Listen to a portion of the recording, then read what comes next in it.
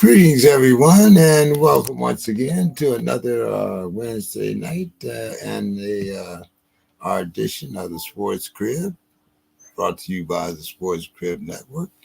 As you can see, all of our little commercial stuff down there at the bottom. You can subscribe and donate right here on our YouTube channel. It's $ JE King 3. And I want to make two disclaimers. Number one, the usual, everybody's opinion on this program is their own, blah, blah, blah, blah. And number two, this is the Sports Crib. We do not discuss each other's political views on this show. That's not what this show is about. Everybody knows my political views because I'm kind of outspoken, but that's me. Everyone else, that's their political choice, and this show is not about that. We do discuss some of politics in relationship to some of the sports decisions that are brought down, NCAA, NIL, things like that. But other than that, this show is about sports, and we try to keep it that way. With that being said, I see Dave is down there in the queue. Dave, how are you doing this evening? I'm doing okay. How you doing there, James? Oh man, I'm doing great. Out here in California, I can't help but be doing fine. Weather out here is pretty good. It's finally gotten where we are below steaming, so I'm good. Below steamy. That is good. Yeah, you know. So, how's the weather out your way? You're out there in Maryland there. We had a beautiful day today. It was beautiful. Not too hot. Nice and sunny. Beautiful. Nice day to be outside. Yeah. Well, so have you been taking any trips? As far as wrestling and what's going and whatnot.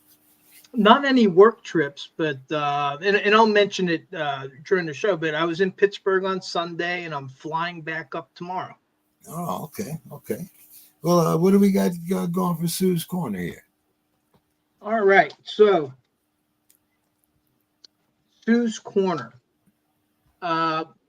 She starts out, apologies as this is a little long. I come from the hometown of one of the greatest quarterbacks to play the game, Joe Namath. And there isn't a statue or signage around town that even mentions him because it also is a town that you don't blow your own horn. As his mother said, Joe just played a game. He doesn't get a statue. So my mentality is that I don't need or want any athletes, actors, entertainers spouting off about their beliefs in anything. Just play your game. So Aaron Rodgers has annoyed me with his platforming and stirring the pot stuff over the years. But to be completely honest, I didn't like him because he was or is just so damn good. Like Tom Brady, you better be winning by 30 points with 1 minute left, or else he'll somehow find a way to win the game. But mea culpa, because you really shouldn't judge a book just by its cover. There are more positives to Roger than I knew. Aaron Rodgers comes from Chico, California, about 3 hours south of San Francisco. It was a small farming town that grew in population after the terrible Paradise Camp fire in 2018. It's gone through hard times like most small towns, especially during COVID. Aaron Rodgers has quietly helped many places in the town through various projects he funded. The local hospital needed a cancer center. He started the funding with a $3 million donation that got other donations rolling in. The center will be completed in 2025. When his high school team needed new equipment, he bought it. When they made the playoffs but couldn't afford to travel, he paid for it and sent videos to the team during the season to inspire them and bought them all championship rings. When the small restaurants in town were going under during COVID, he picked up the tab and paid their operating costs for months until they got back on their feet. He later got involved with Barstool Funds, which helped restaurants during COVID with grants, and then started the Aaron Rodgers Small Business COVID-19 Fund and helped dozens of other businesses. When the Paradise Campfire happened in 2018, which is just east of Chico, it was devastating. It destroyed 153,000 acres, killed 85 people, and displaced 50,000 more people, a lot of whom ended up in Chico.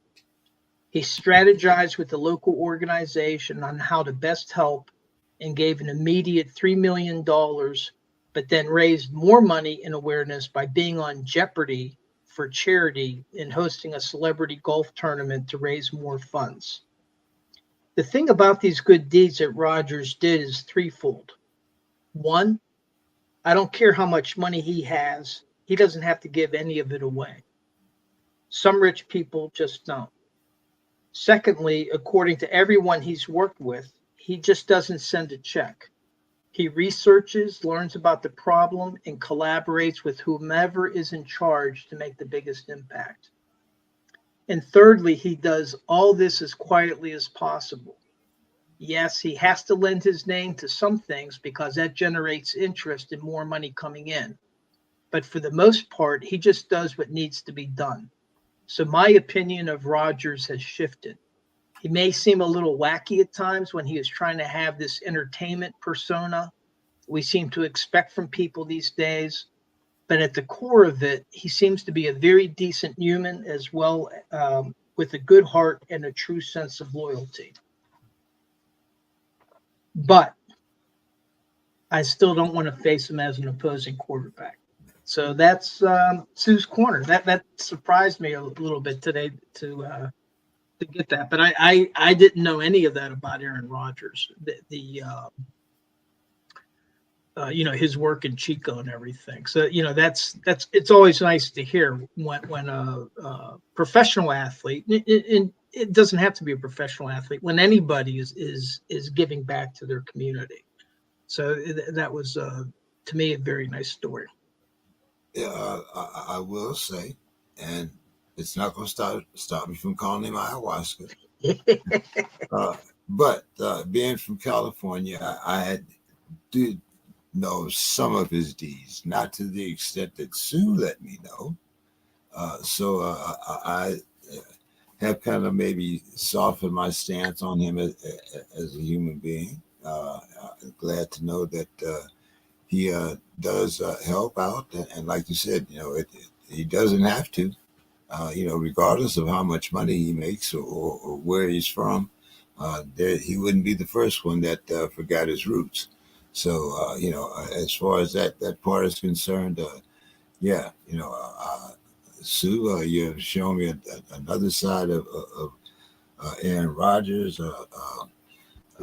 I will admit my admiration went down, took quite a hit when he broke up with Dana Patrick. But evidently, Blue has a soothing effect on him. So we'll see.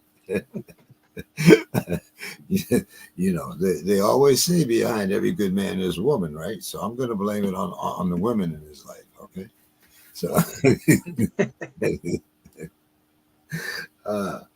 So, Dave, seems like there's a little excitement there in Pittsburgh.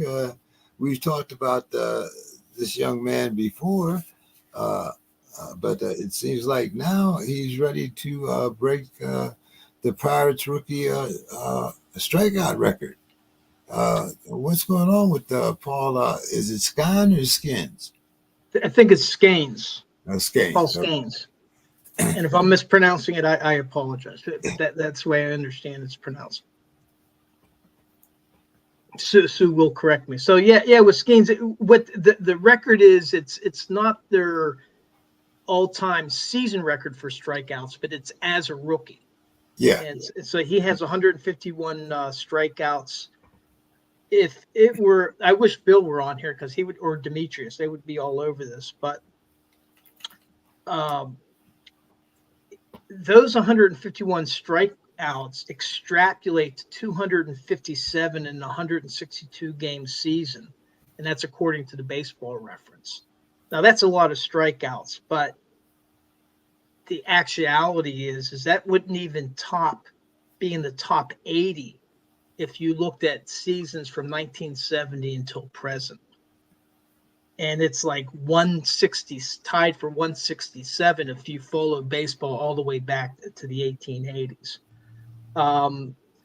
But I mean, he's a really good pitcher. He's only given up 30 walks, and then he has a 9.92 WHIP, which is the walks and hits per innings pitched, and that's one of these sabermetrics that I'm sure that Bill is all over.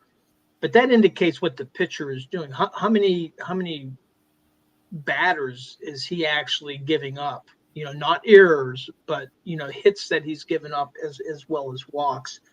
And anything around one or under is really, really good.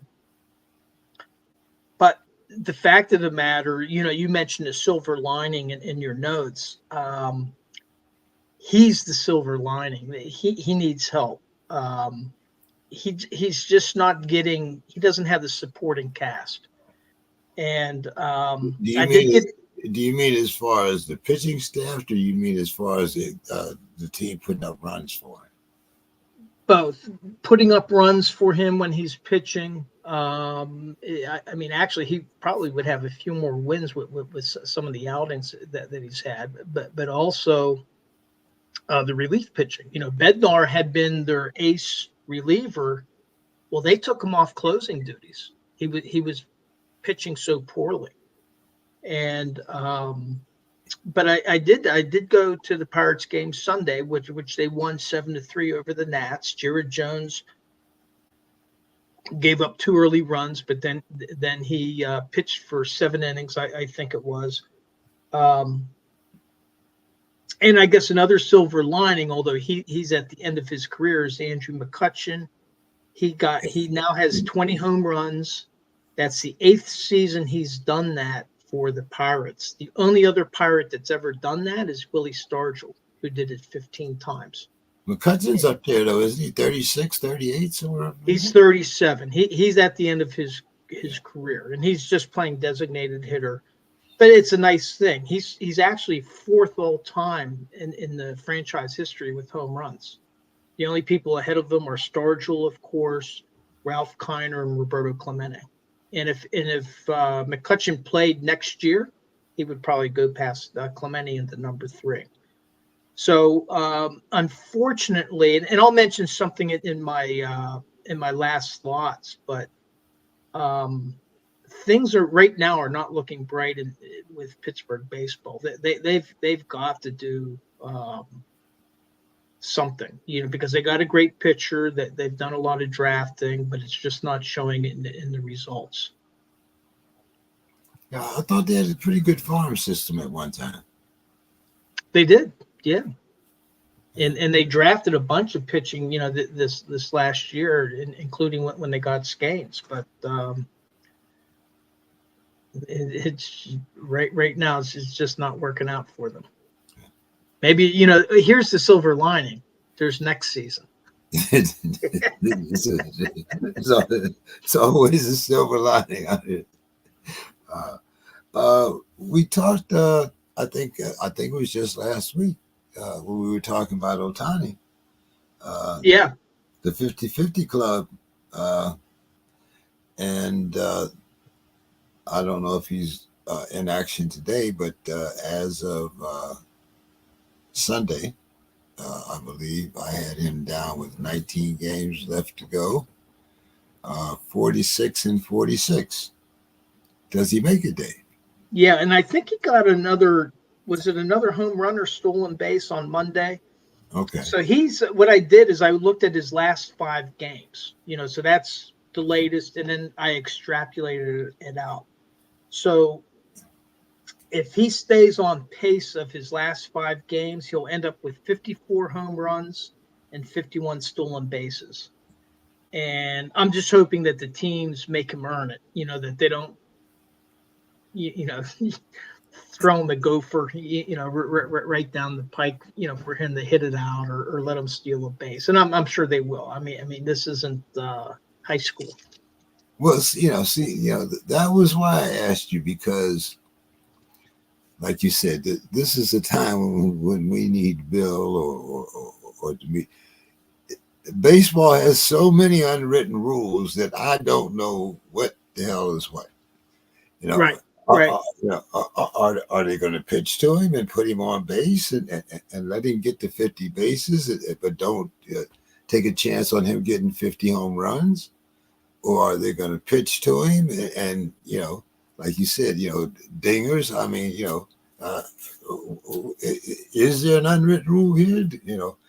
Well, I think they're going to let him break the record.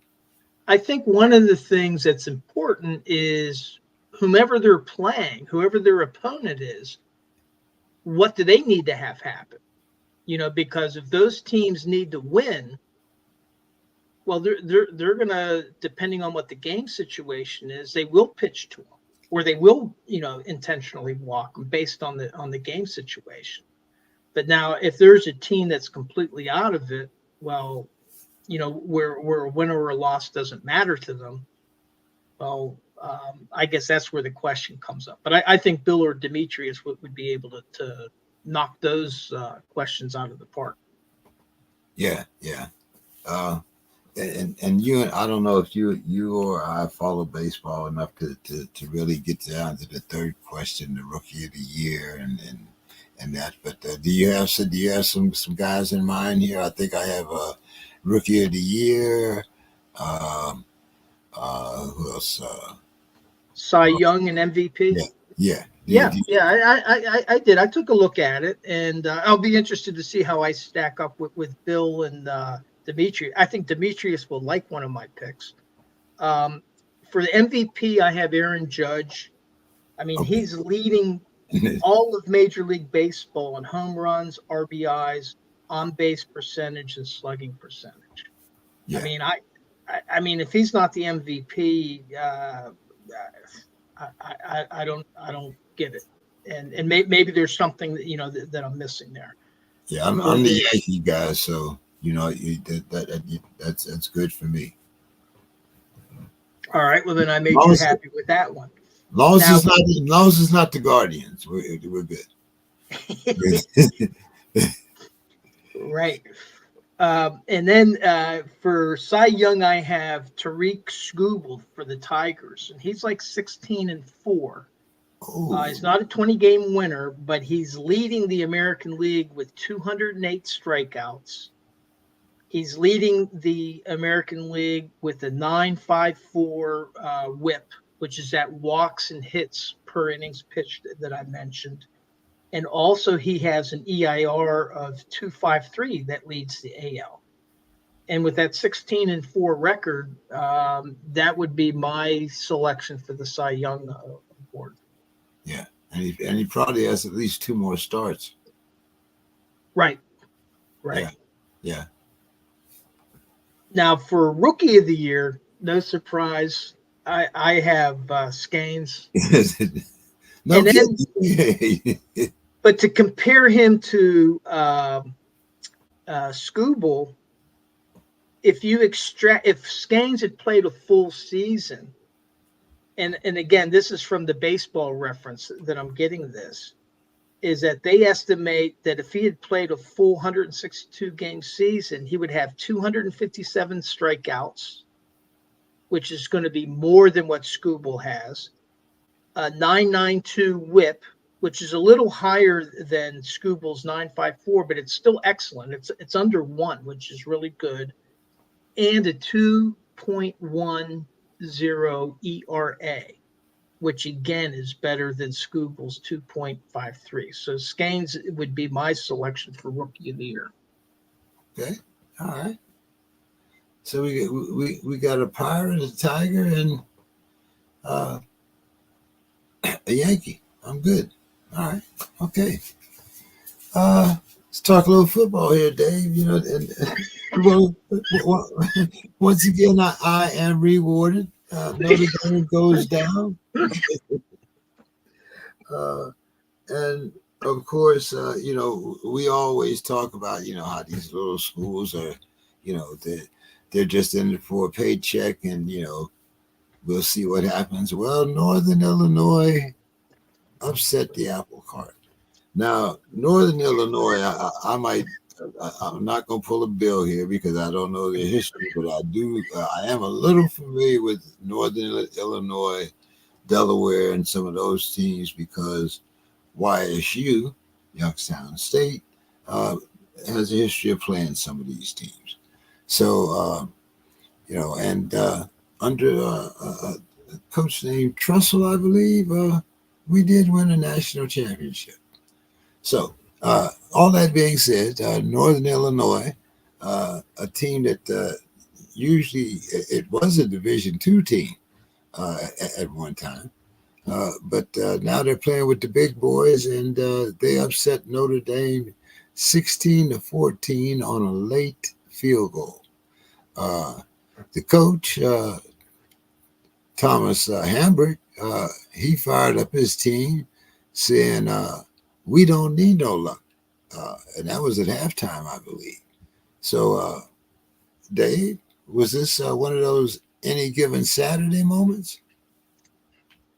Well, Marcus Freeman, the head coach for Notre Dame, he had a very telling quote after that game. He said, "We've been here before," unquote, which is wow. And it turns out that Notre Dame in 2022, they were number 8 when Marshall upset them 26-21. So, this is the second time, and this is, that they've had a big upset like this in the last couple seasons with Freeman as the head coach. This is the very first time that a top 5 team has lost to a team from the MAC, which is, that says something. I think that they've dropped all the way down to like 18 in the rankings. Yeah. But the thing that I would mention is that, there were 3 former sons of former Steelers committed to Notre Dame. Now, Plaxico Burress is Elijah Burress, and Jerome Bettis Jr. is still with the team. But Ike Taylor's son decommitted to go to Michigan. Ooh. And one of the reasons that he said that he decommitted is he kind of felt ignored by the staff once he committed to Notre Dame. So I don't know what that means, but Jerome Bettis Jr. is still there. But there's rumors that Michigan State may be looking to poach Elijah Burress. I would love to hear Demetrius's take on that, because that's, of course, where Plaxico Burress played. Was at Michigan State. So I think that Marcus Freeman, if they don't rate their season, he could be getting onto the hot seat there. I don't know how long they're going to be patient with that, and that's a huge upset for a number 5 team to a MAC team conference. Yeah, as I said, my physical therapist, he follows Notre Dame very closely because one of his friends had worked for the hockey team, and there was there's not a lot of patience for the coach. I think his seat is already hot, Dave, but we'll see. Another let's see performance here. We have DJ Langley, who shattered Florida's freshman passing record in his debut. Maybe it was just Stanford, but his head coach said he's going to keep Mertz as his starter. I actually have Jeffrey Fan coming on next week talking a little bit about the ACC, so we might be able to get into that a little bit more depth. But Dave, how do you, not keep the freshmen as I know, we have that, once again, one of those rules, you can't lose your starting job to an injury. But when you have a freshman that's showing this much talent, Dave, and your coach in particular, and your program needs to be a winning program. How do you do this, Dave? Yeah. Well, I don't follow these teams too much, but that Billy Napier, he's who I had said might be on the hot seat, a few weeks ago when Right. you were asking for coaches that could be on the hot seat. And from what I've heard is Lagway is sharing first team reps with Graham Mertz this week.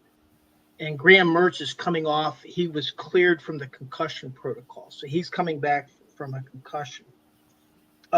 They're scheduled to play Texas A&M, and the Aggies are favored by 3.5 points.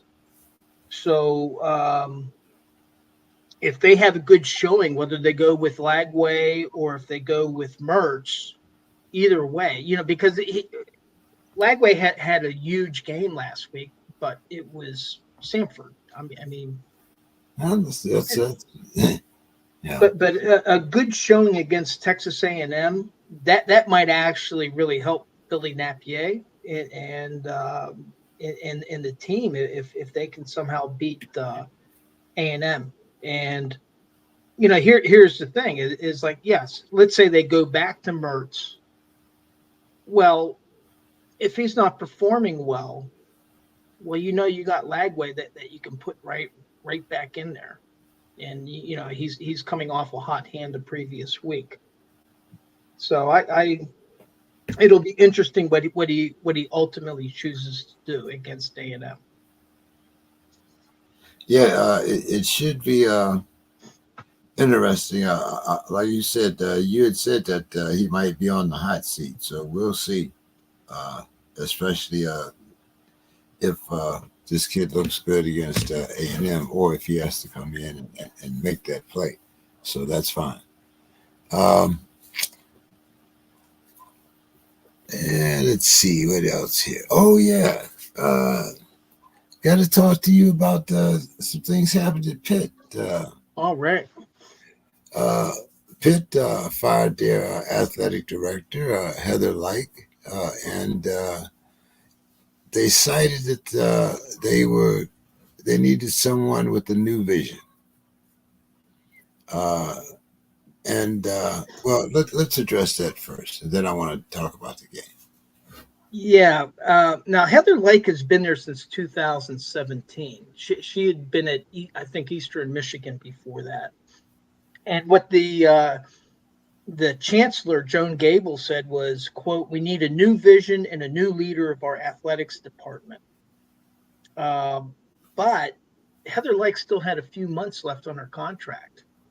And at the same time, the chancellor saying, well, we're going to launch a comprehensive search to find her replacement. And then they named Jennifer Toscano as interim athletic director. And so, and everybody's being all nice, and Heather Lyke said very complimentary things about Pitt and her time there. But if you're doing this comprehensive search, why not just let her finish out the contract instead of firing her before the end of her contract? So something tells me that there might be something more to the story. I don't know what that might be, but there it is.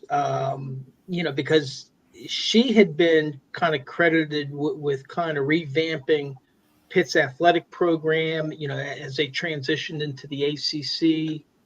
And I just think that there's something more to the story, because why not just let her finish out the contract as you're conducting your search for her replacement? Yeah. Like you said, there a lot of rumors, but no one knows for sure. There was something about a dispute over NIL and a couple other things, but as you said, even that it had to be something of serious consequence for them not to let her finish out the season. Unless like requested to be released, but then they wouldn't say that they fired her. No, that's yeah. They would have said that she requested relief from the end of her contract so she could move on. Yeah, it would have been much different language, I'm sure. Now let's get to the game, because when I talked to you last week and I was asking you about that transfer, you sounded a little because this week he was facing Cincinnati, and you were a little apprehensive here. But I said it would be a good test. Yeah, so it looks like he came through. He threw for 3 TDs, 302 yards, and Pitt won 28-27, rallying from 14 behind in the fourth quarter. So, what do you think about the young man now? He passed the test. I mean, he really stepped up, and just for an example, in the Cincinnati game that I saw last year, I mentioned the other quarterback, Jerkovic, that ended up as a tight end at the end of the year. But there was another wide receiver that really stank up the game against Cincinnati last year, named Bub Means. And now Bub Means is on the New Orleans Saints. So you can have a bad game, but still be a really good player. And I actually discussed Bub Means with the this guy that's on the Saints scouting department, because he asked me what my impressions were of Means from that Cincinnati game, and I didn't give him very good impressions. But obviously they didn't pay attention to me because they drafted him. But so that shows that you can't measure. One game does not make a career. But that was a huge comeback. I mean, Pitt really showed patience, and they came back from a huge deficit. And I think they were down as much as 27-6. I thought at one point, and then they were down by like 14 going into the fourth quarter. Yeah, huge. That was the quarter that I watched. I was like, because I'm a closet Pitt fan. What can I say? Yeah. Now, here's the thing, though. Now they've gotten one test. Next week they got West Virginia University coming into town, and this is the backyard brawl. Yeah, that's the rivalry. And WVU, they are going to be hot to trot after Penn State spanked them. And so this is going to be a tough game. To show you, this backyard brawl, normally Pitt has difficulty drawing fans to watch their games. They play at Acrisure Stadium, the same stadium that the Steelers play in. And when you go to a Pitt game, there's usually hardly anybody there. The last time they played WVU in Pittsburgh was in 2022. They set a city record with 70,622 fans that attended that game. That set a record at Acrisure Stadium. The Steelers have never had that many fans. And the Steelers won that 38-31. So my question is will Pat McAfee, who's from the Pittsburgh area and a WVU grad, will he make a surprise appearance? I would love that if that happened. Oh, okay. All right. Are you going to that game? No. I do remember some of those old games. Like I said, I used to work in a place called Barney's that was right next door to the original hot dog shop, and right across the street from the police station. A hot dog shop, that's one of Sue's favorite places. Yeah, the original. Yeah. I used to work. It was right next door. It was a place called Barney's, and the libraries across the street. The little police store station there. That's where I watched Martin and what was the big tackle from Pitt at that time? It was Curtis Martin, another guy, and 2 other Pitt players. Well, they had May. Yeah, they got in the fight with the police. I think one of the linemen knocked one of the police out. It was anyway. The next year, the Jets drafted Curtis Martin. So Yeah. you Well, know, Sue went to the hot dog shop, which is um, that's it. Unless they that's up in Beaver County, the hot dog okay, shop. okay. No, I thought you meant the original right there down there in Pitt. But yeah, it's a lot of memories, a lot of good memories in Pittsburgh. Okay. Little NFL talk here. Dave, moving right along, and I don't know. Another one of my white tie Black Sox moments. There's talk about Bill Belichick coming back into the NFL next season. What's your thoughts on this? Are you got on your Black Sox, or you walking in with white tie and tails? Yeah. Well, before I do that, I know that Reggie and Don aren't going to be on, but I did tally up how we did on the picks last week. Did you want me to sum that up real quick? Sure. Why Sure. not? Okay. So on the over and unders, I ended up 7 of 16. Reggie, because he left early, had 2 of 7.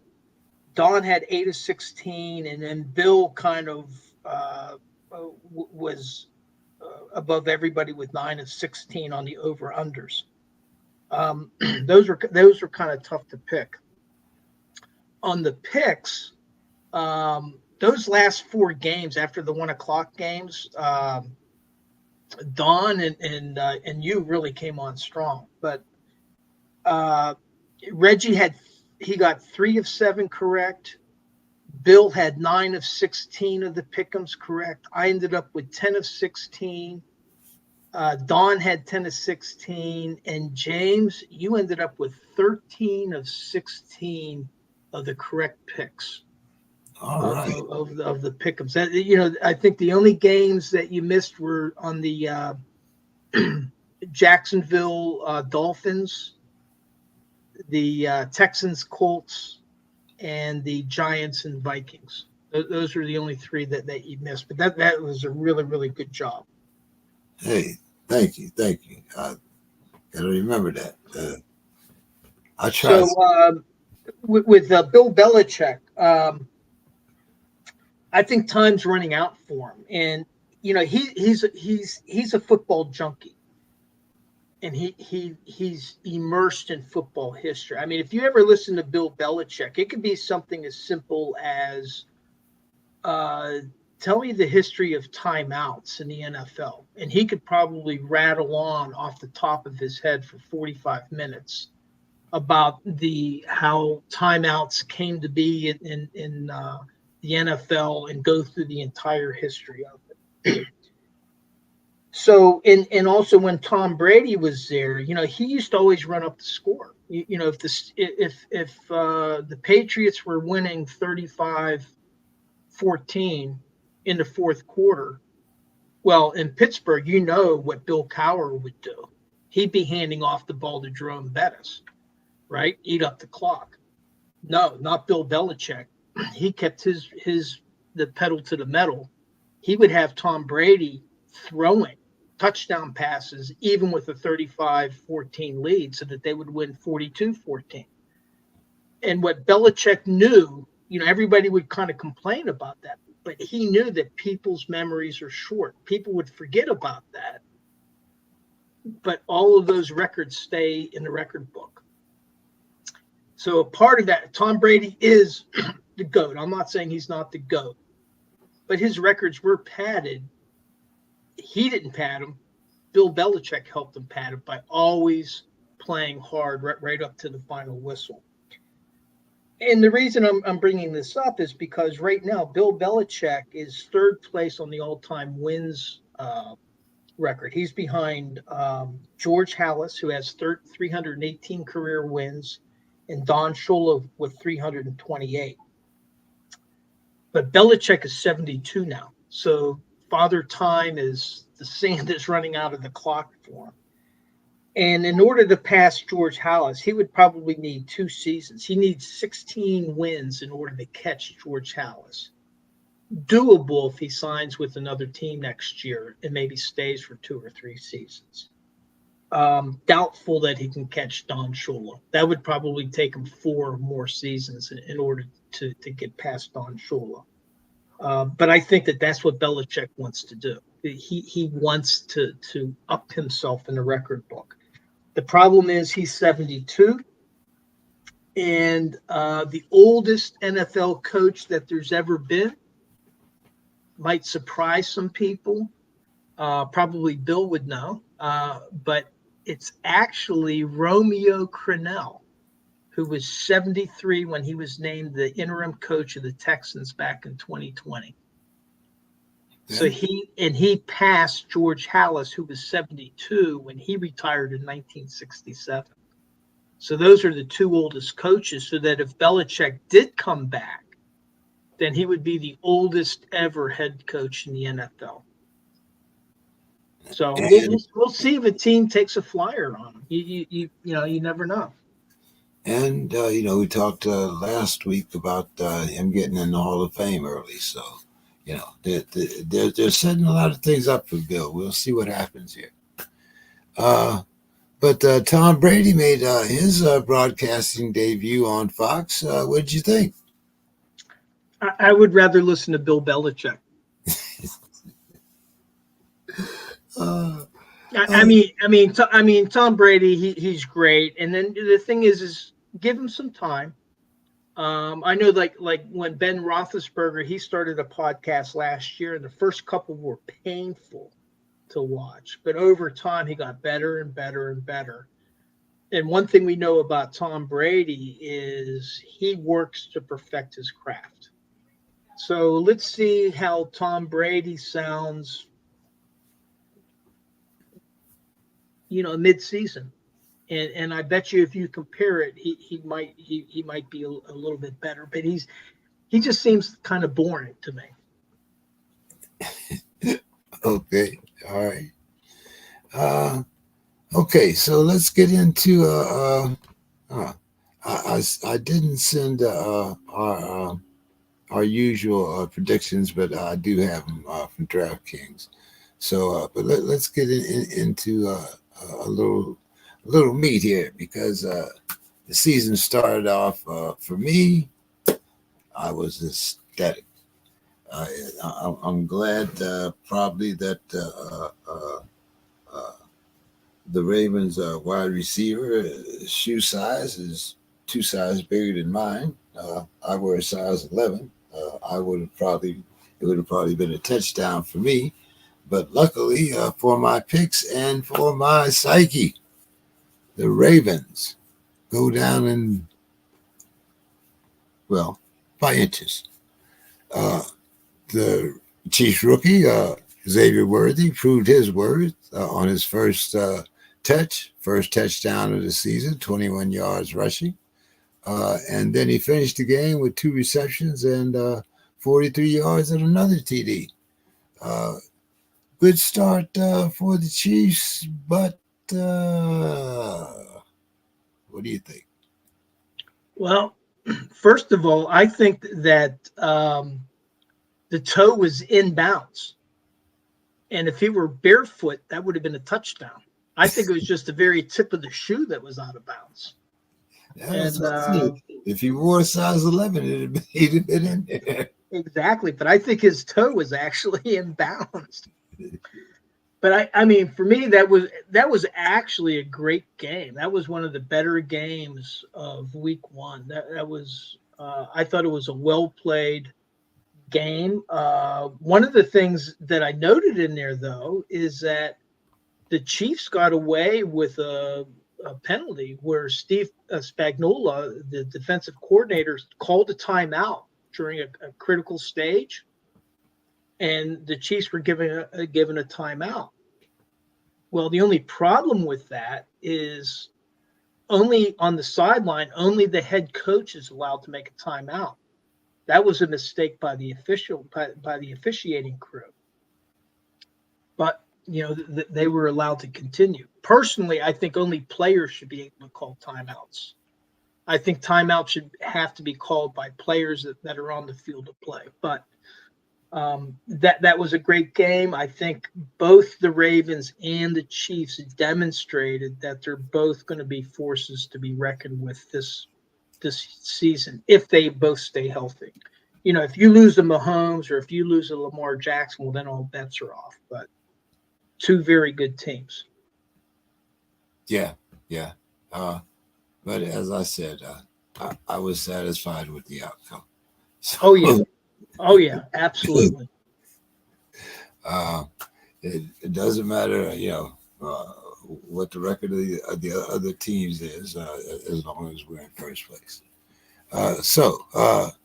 Now Lamar Jackson, he did fill up his stats, but the Chiefs did prevail again. I believe he's now two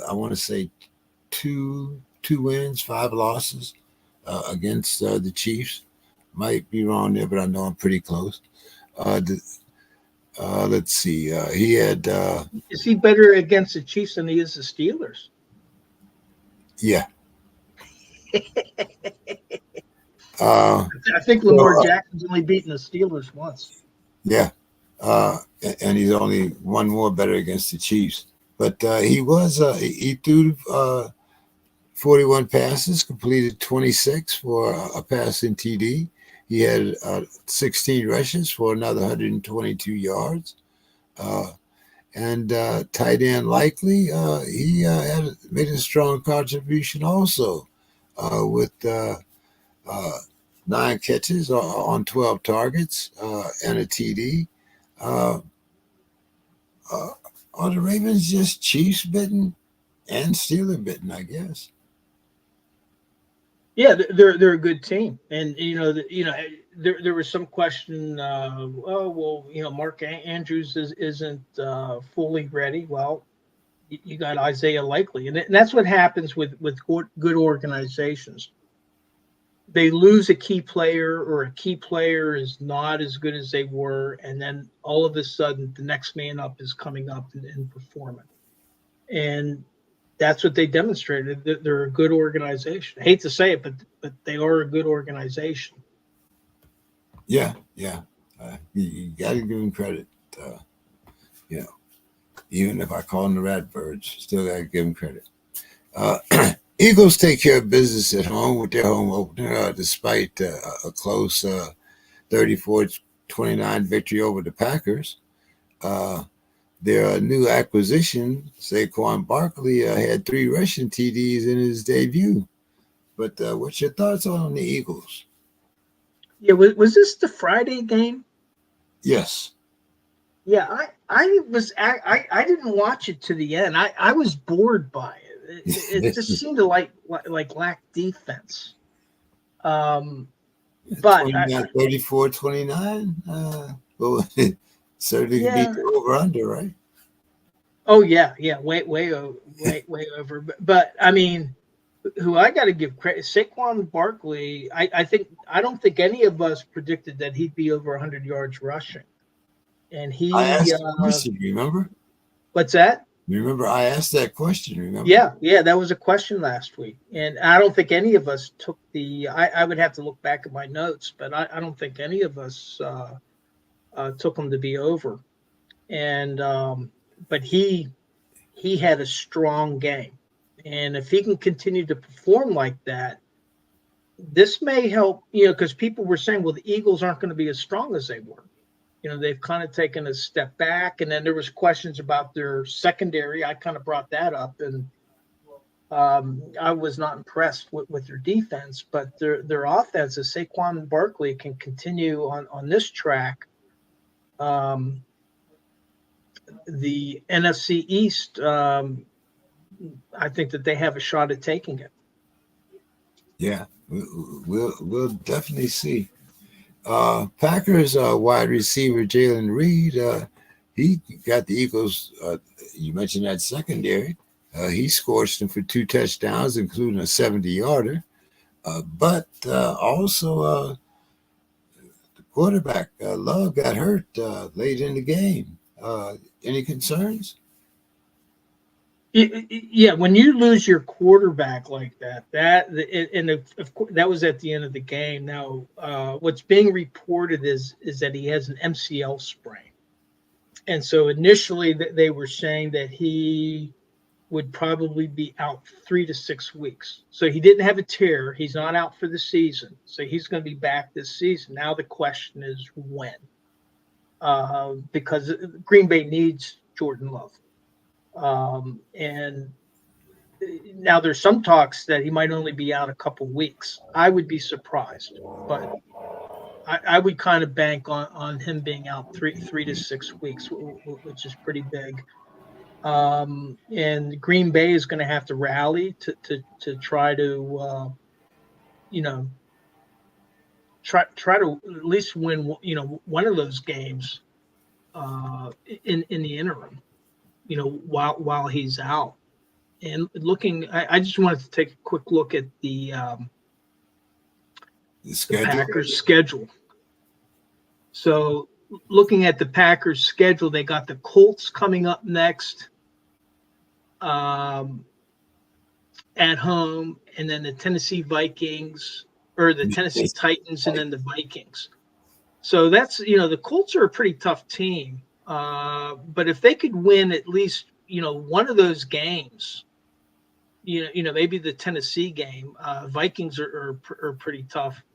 But if they could somehow prevail while Jordan Love is out until they get him back, because they really need him at quarterback. So so you think if they're 2-2 when Jordan comes back, that they'll be all right? Yeah. Okay. All right. Let's talk about the Finns. Quarterback Tua. He begins the season with a good game. He had 23 completions on 37 attempts, 338 yards passing, and a TD. Tyreek Hill had a TD reception in the air, and Devon Unchained contributed another TD. What's your thoughts on your first impression of the Dolphins? Well, one of the things is Tua is putting his skeptics, he's making them quiet a little bit. And the big thing, it was never about his talent. It's whether he could stay healthy. And that seems each game that he plays and completes and stays healthy, then those skeptics become quieter. He's just a talented quarterback. Tyreek Hill is just a beast. He is a beast. And so the Finns Dolphins, their offense, no problem with that. The question is can their defense keep pace? Yeah, true. Talking about the Jags, the Jags kept it close in that loss. Trevor Lawrence was 12 for 21, 163 yards, a TD. Etienne, he had 44 yards on 12 rushes and a TD. Your thoughts on the Jags opener? I think the Jaguars are going to be dangerous, and like Travis Etienne, I mean, I think he missed his first season. I think he was drafted the same year as Najee, I want to say, and he missed his first year, but he's a strong runner, and it's interesting the way the NFL. Just a season ago, it was like, well, hey, if you can't pass for 300 yards a game and score touchdowns in the year, then you're not going to win championships. Now, all of a sudden, there's these running backs that are becoming more and more important to the success of offenses. And I think the Jaguars are another one of those. Trevor Lawrence, I don't think that he's going to be a Hall of Famer, but he's a pretty solid quarterback. And so if you have Trevor Lawrence combined with Etienne's running, I think that they're going to be dangerous this season. Yeah, I mean, he could have a Joe Flacco career. I'm not saying there's a Super Bowl in his future, but he could be Mr. Study. We'll see. Well, I mean, Flacco went to the Super Bowl, right? I know that's what I'm saying. I'm saying, he's in that ilk. I'm not saying that he's, going to go to a Super Bowl. I mean, there's a difference between the Jags and the Ravens. Right. But, but as far as, like you said, I mean, his personal talent could, he could be in the NFL for a long time. He could have some longevity. Oh yeah, absolutely. Yeah. The Chargers, they have a new running back, new to them, old to us, J.K. Dobbins. He gained 135 yards in his and Coach Harbaugh's debut. The Raiders had another controversy as usual. Antonio Pierce decided that he didn't want to punt when he was 4th and 1 inside Charger territory. Your thoughts on that game? Both? You can talk about that the Raiders not punting, or is that lack of confidence by the coach? 4th and 1 in Chargers territory, or we can talk about a new J.K. Dobbins in L.A. Yeah, I'm more focused on the Chargers simply because Pittsburgh has them for their home opener, and I'm going to be at that game. Is that next week or week after?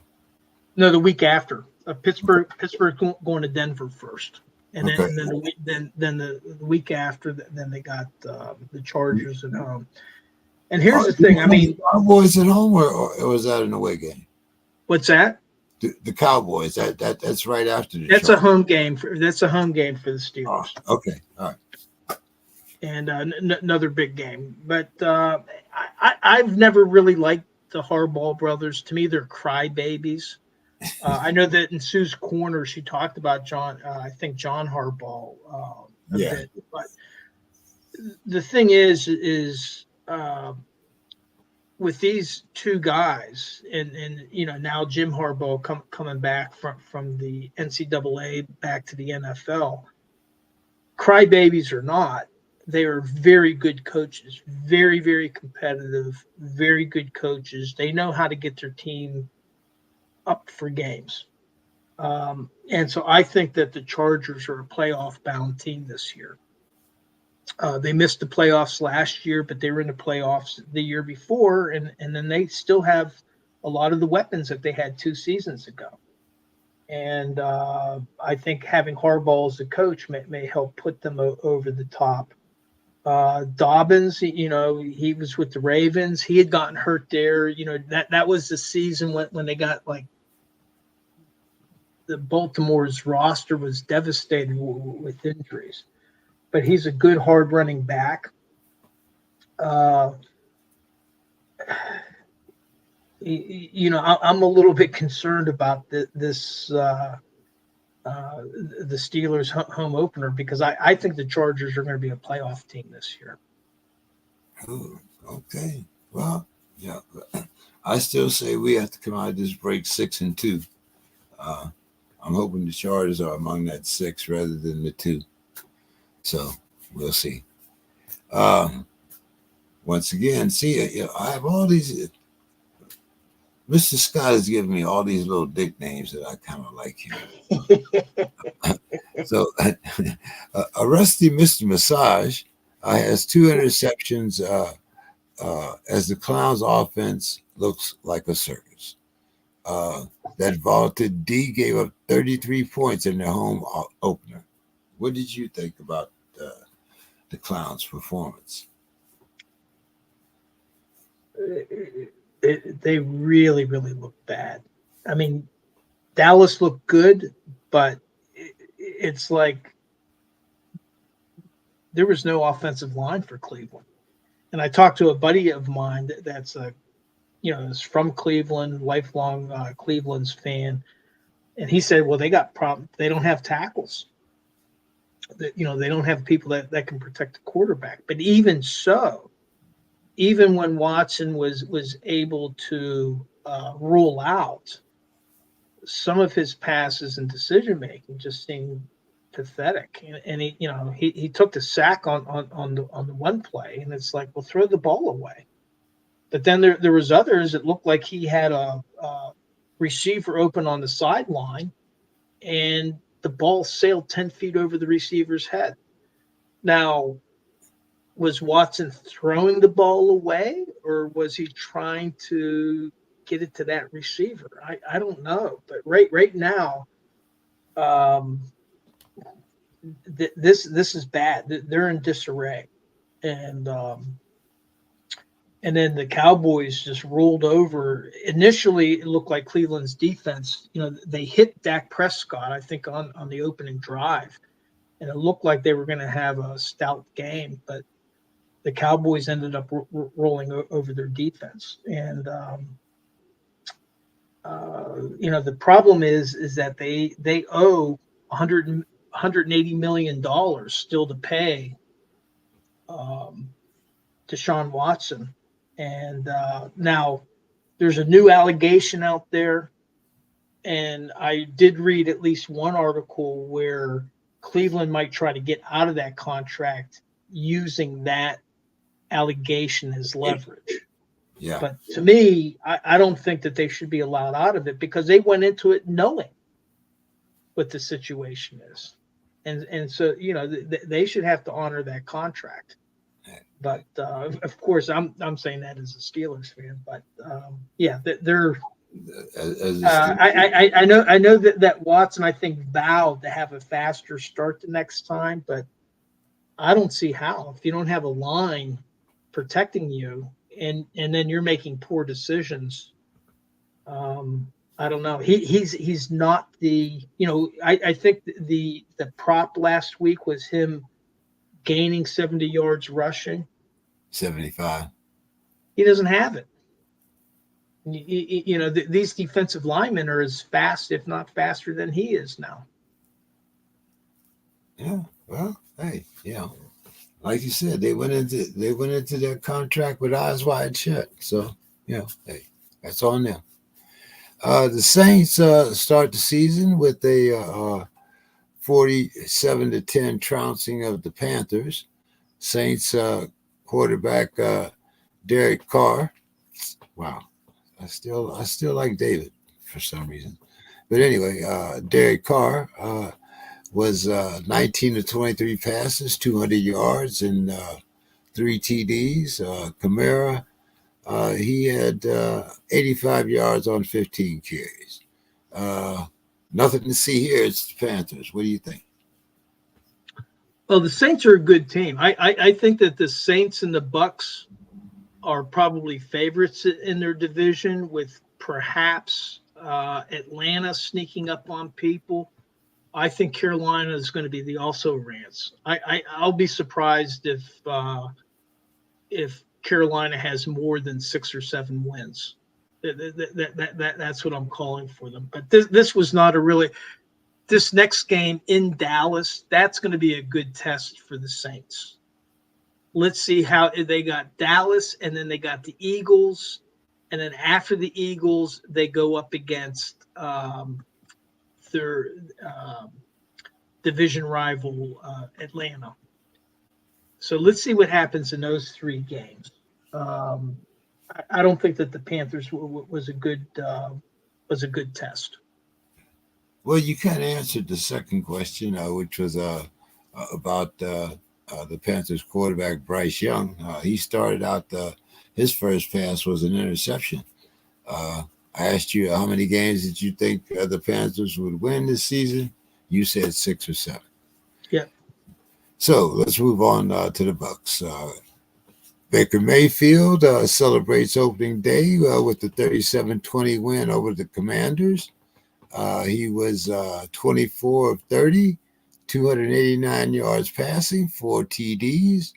Bucs wide receiver Chris Godwin, He was 8 for 8, 83 yards, and a TD. How do you like this season for the Bucs? Well, the Cleveland fans are going to hate this, but good for Mayfield. I yeah, it's just amazing to me. But no, like I said before, I think that the Bucs. I don't think that they're the strongest division in the NFL, and I think that the Saints are going to be their main rivals. But I think Atlanta is going to be in the mix, and so I think the Bucs are looking good, and you know I think it's a good, strong team, and I like Mayfield's story. He's so competitive. He never, he's gone to I forget which number team this is. If it's the 15, he's gone to a bunch of teams since he left Yeah, Cleveland, yeah, and wasn't quite doing it, but maybe he's found his place there in Tampa Bay. yeah, yeah. There was a lot of talk about him going in as Tom Brady's replacement. Well, hey, looks like he's doing pretty good to me. Um, okay, the Texans. They left Indianapolis with a narrow 29-27 victory over their division rival Colts. CJ Stroud was 24 of 32, 234 yards and 2 TDs. Their new acquisition, uh, one of our old nemesis, running back Joe Mixon, he had 30 carries for 159 yards and a TD. And newly acquired Stephon Diggs. He was 6 for 6. It was only 39 yards, but 2 of them were for TDs. Your thoughts on the Texans? Well, the Colts tripped up 3 out of the 4 of us in the pick'ems. Everybody picked the Texans to make the points, except for Bill, and Bill knew better. He knew that the Colts were a good team. Well, I think was it 2.5? It was 2.5. And but Bill knew he knew that the Colts were a good team, and I think that this is a quality win for the Texans. I still feel that they're a very strong team. Last year at the beginning of the season, I thought that they were going to have a losing record. I thought that they were going to be like the Panthers this year, 6 or 7 wins.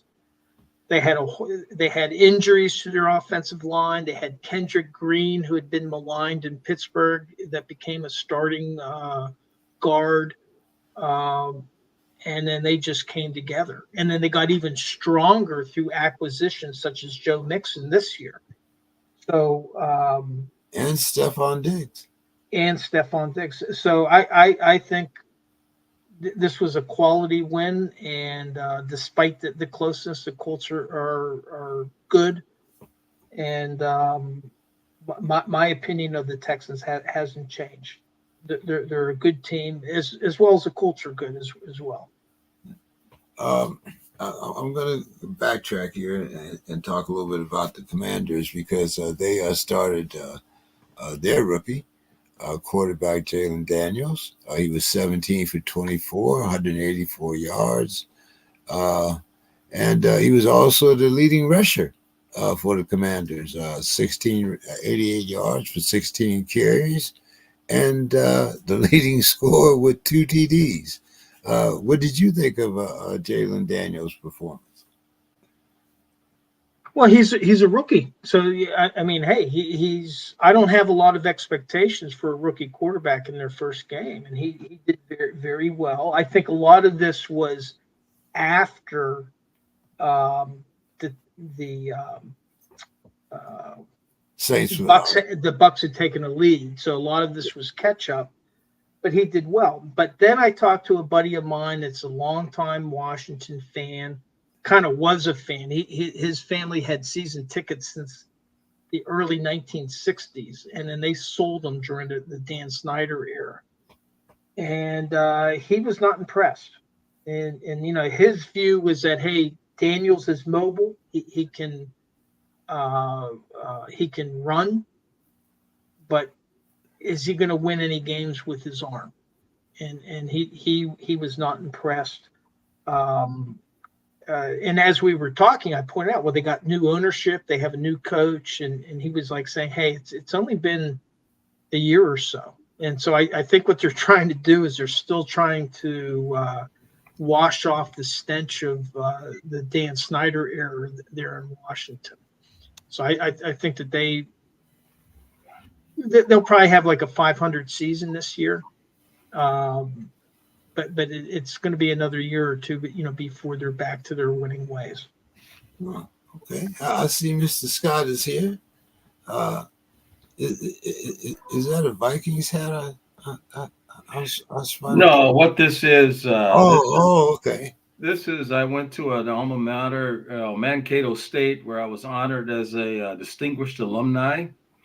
And then I got invited to a Twins game, and they had uniforms, and they were going to actually have one of the distinguished alumni throw out the first pitch. And so I hung around because I was going to use either my Louis Tiant, turn my back to the catcher. I was going to either do the Satchel Paige hesitation pitch, but I finally decided if they picked me, I was going to do my famous unhittable Ephus pitch. And so they gave me the hat, and on the side, it's I don't know if you can see it, but it's a logo from the Mankato State. That's side.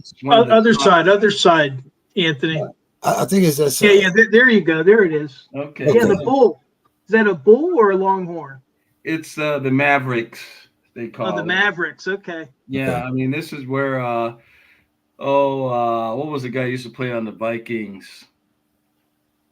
Now he's on Charlotte. Adam.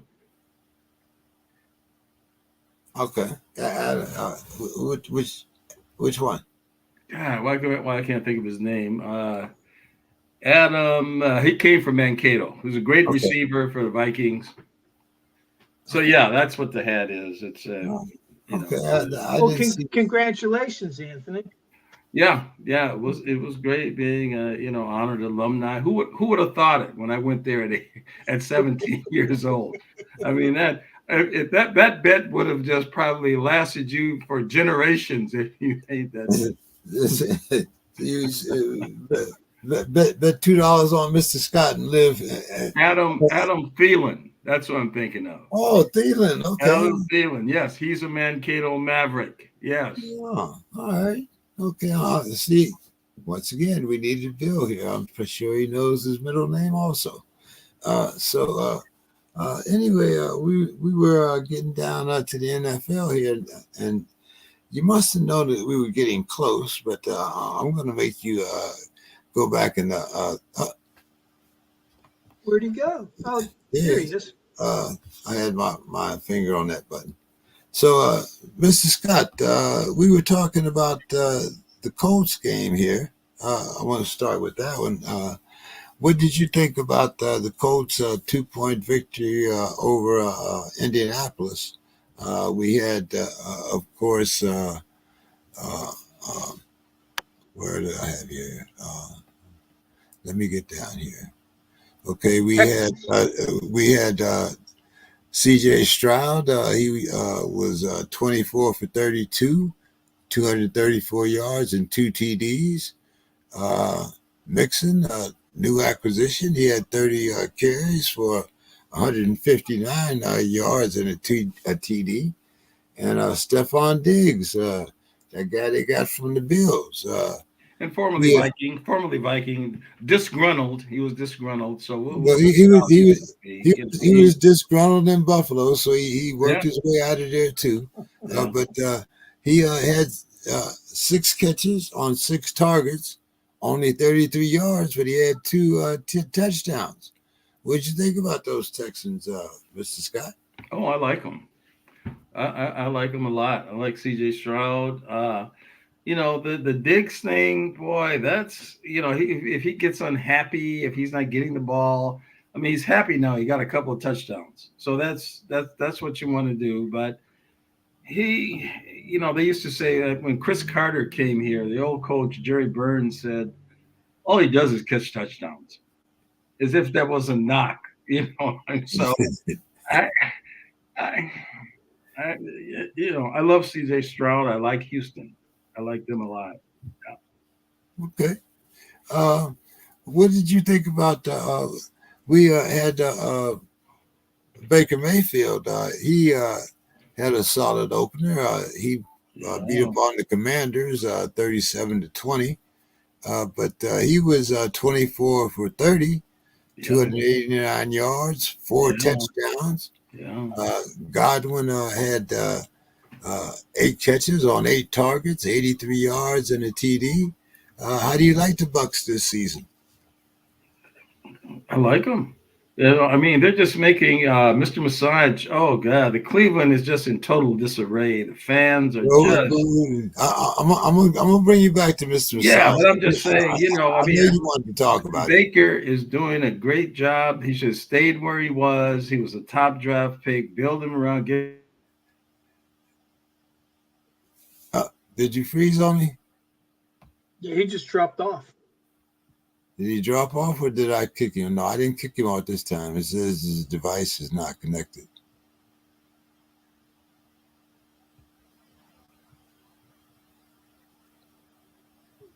He's not talking to himself there. he does like to hear himself talk, but I think we got him back now. Okay, we got you back now, Mr. Scott. What happened? Oh, do you? Oh, yeah, okay. Right. Okay, yeah. So, the young quarterback for the Commanders, Jalen Daniels. Well, the Commanders are no good. I mean, that's the thing. They're starting over. They're at the bottom of the heap. They're no good. I mean, that's like the Giants. The Vikings. Everybody's jumping up and down, waving pom poms and everything, but Giants are no good. And so, I'm sure we'll get into it later about the Vikings in San Francisco, which is, yeah. Well, so let me take you back to our Mr. Massage question, which I actually crafted this question exactly for you. So Mr. Massage, he comes out of the gate here, and let me go back and find that. Yeah, a rusty Mr. Massage has 2 interceptions as the Clowns' offense looks like a circus. That Cleveland defense gave up 33 points in the home openers. What do you think about Mr. Massage and the Clowns? Well, it's the first game, and you got to figure this guy hasn't played in a couple of years. I mean, he didn't play in the preseason. He hasn't played. So I say give him a few games. I mean, can they throw in the towel now and just throw away the $240 million? They've got to try to start getting a win, and they could start this thing this week. And I mean, it's gonna depend on what do the players around him think. What? Okay, this guy's getting all this money. He was lousy in the first game. He got sued again. There's another. See, now he's becoming a piñata for all these women. He's becoming just a piñata. They're just going to keep coming out to try to get their bag. So he's got a lot on his plate, but it just depends on if the team is still going to stay with him. I mean, are they going to block for him? Are they going to really dig in so he can win? Do they care anymore? Well, it's going to be very interesting to see. I can't predict it, because he has looked horrible. He has looked horrible. And he hasn't been helped by that offensive line either. No. Yeah, I think he was looking for another massage after that game. So All right, we're pretty much caught up here. Let's start talking about Well, Anthony where's Richardson. Demetrius? I mean, I heard so much misinformation last night that I'm already I'm set for misinformation from Demetrius, but now he's not here. I had my whole fill of misinformation last night. So, Oh, you listened to the podcast last night, huh? Cornbread and Kool-Aid. Did you get a chance to listen to it, Dave? I no, listened to a part of his link. Yeah, Okay, I'm pretty sure that's he what. was talking about the team being full of grit. Yeah. Yeah. eked out a win, eked out a win. And now with Green Bay, well, we'll get into that. Now with Green Bay, their quarterback's out. Sam Darnold. Well, we'll see this week. I can't comment. I'll have to see this week. This week I'll have to see. You know, We're going to talk about your Vikings. I'm glad you showed up. So Anthony Richardson was 9 of 19, but he had 212 yards passing. He had 2 TDs. He had an interception. Jonathan Taylor was 16 carries, 48 yards, and a TD. What did you think about the Colts' performance against the Texans, Mr. Scott? yeah, it's hard to say. You know, when these guys have 2 or 3 passes and it really constitutes most of their yardage. You know, I like Houston. We'll have to see with Anthony Richardson if he really is a top quarterback. He's got skills. I mean, so we'll see. But it's like the Tua game. Okay, he throws for 330 yards, but 3 passes were for 240 yards. He threw an 80-yarder to, the speeder, and then he threw 40 to another guy and 40 to another guy. So, I mean, three passes was 200 and some yards. So you have to really kind of look at what is the team doing. Can the team move the ball? Can they get first downs? Can they keep the ball? Can they control the game? These are the things that I look for. And I've got a lot of good picks for the coming week. I think I'm going to just have a big bankroll this week. Okay. Dave, what did you think? Yeesh, 9 of 19. I just hope he doesn't turn into a Jamarcus Russell. I mean, he is very talented. He was a guy, I think, was it at the combine? He was like sitting on his knees and he threw the ball up and it bounced off the top of the ceiling. I mean, he has an arm. He's a strong arm quarterback, but he's going to have to start improving his completions there, his completion percentage. But we'll see. I mean, like I was saying before, you can't judge a player on one game. And let's give it a couple more games and then let's see if a pattern emerges. Okay. Sticking with you, Dave, Bills quarterback Josh Allen, workhorse, in a close 34-28 win over the Cardinals. He was 18 for 23, 232 yards passing, and 2 rushing touchdowns, of course. So, same old story here. I think that this was another one that we struck out on from last week because there was something about 2 rushing touchdowns, and I don't think anybody thought he was going to do it, but there he goes again. And how long can he continue doing it? I mean, everybody. I made up the question. I did. No. What's that? I said I made up the question. I did. Yeah, and he did it. He accomplished it, and we were all doubters. And the thing is teams know that he's going to do that, and so I just wonder how long he can continue doing it. But he's a talented guy, and he has a good arm, and so he's a very good quarterback. Losing their wide receiver from last year, I think that hurts a bit. We'll see. I mean, again, Buffalo. You got New England. They're not very good. You got the Jets. I'm still not. They have a good defense, but I'm not sold on their offense. San Francisco didn't think they had a pretty good defense. They scored on 8 straight drives. Yeah, and then you got Miami, and so Miami's good. So the Bills, may be vying with Miami to win their division. So they should still be competitive this year. What do you think, Mr. Scott? Well, it was a struggle for them to win that game against the world's tallest midget. I mean, it was a real struggle for them, and if he's got to go and do all this running and do all that, I doesn't think that bodes well. I mean, world's tallest midget, they could have won that game. They didn't use Marvin Harrison at all. Did they throw to him at all? I mean, four times. That's your next question, Mr. Scott. Rookie wide receiver Marvin Harrison. He had 1 catch, but they only targeted him 4 times. Yeah.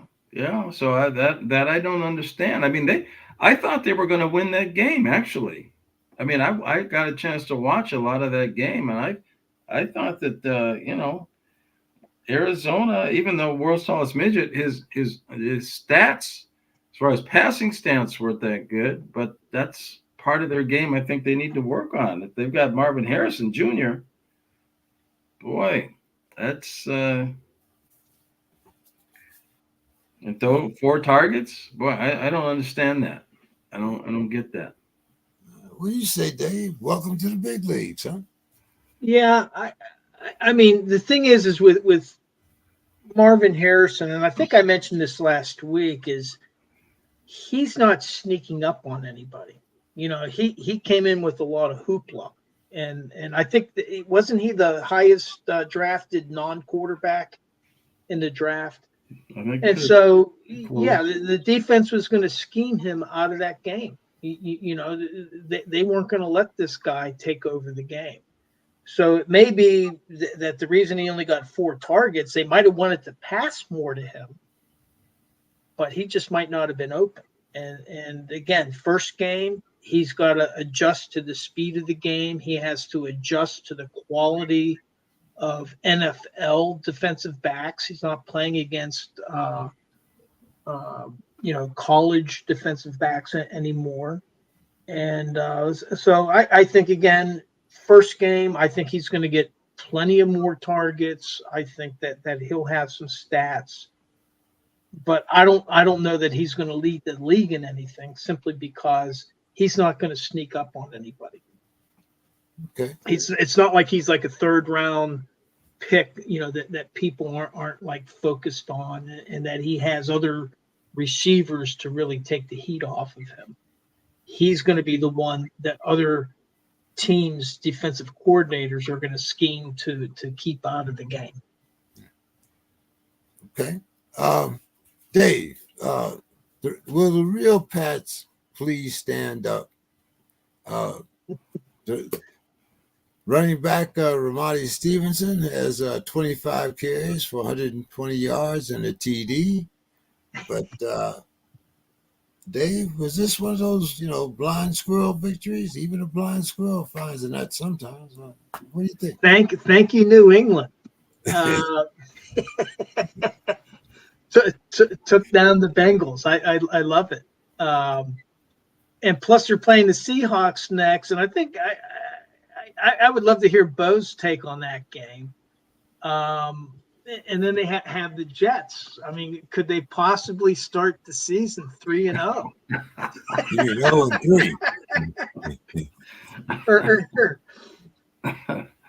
But well, no, 3-0 because they beat the Bengals, and then hey, if you talking about the Pats? I was talking about I thought you were talking about the Bengals. No, I'm talking about the Pats, and I mean, could they start the season 3-0? Wouldn't that have people surprised? I'm really interested in the game next week between them and the Seahawks. That should be fun.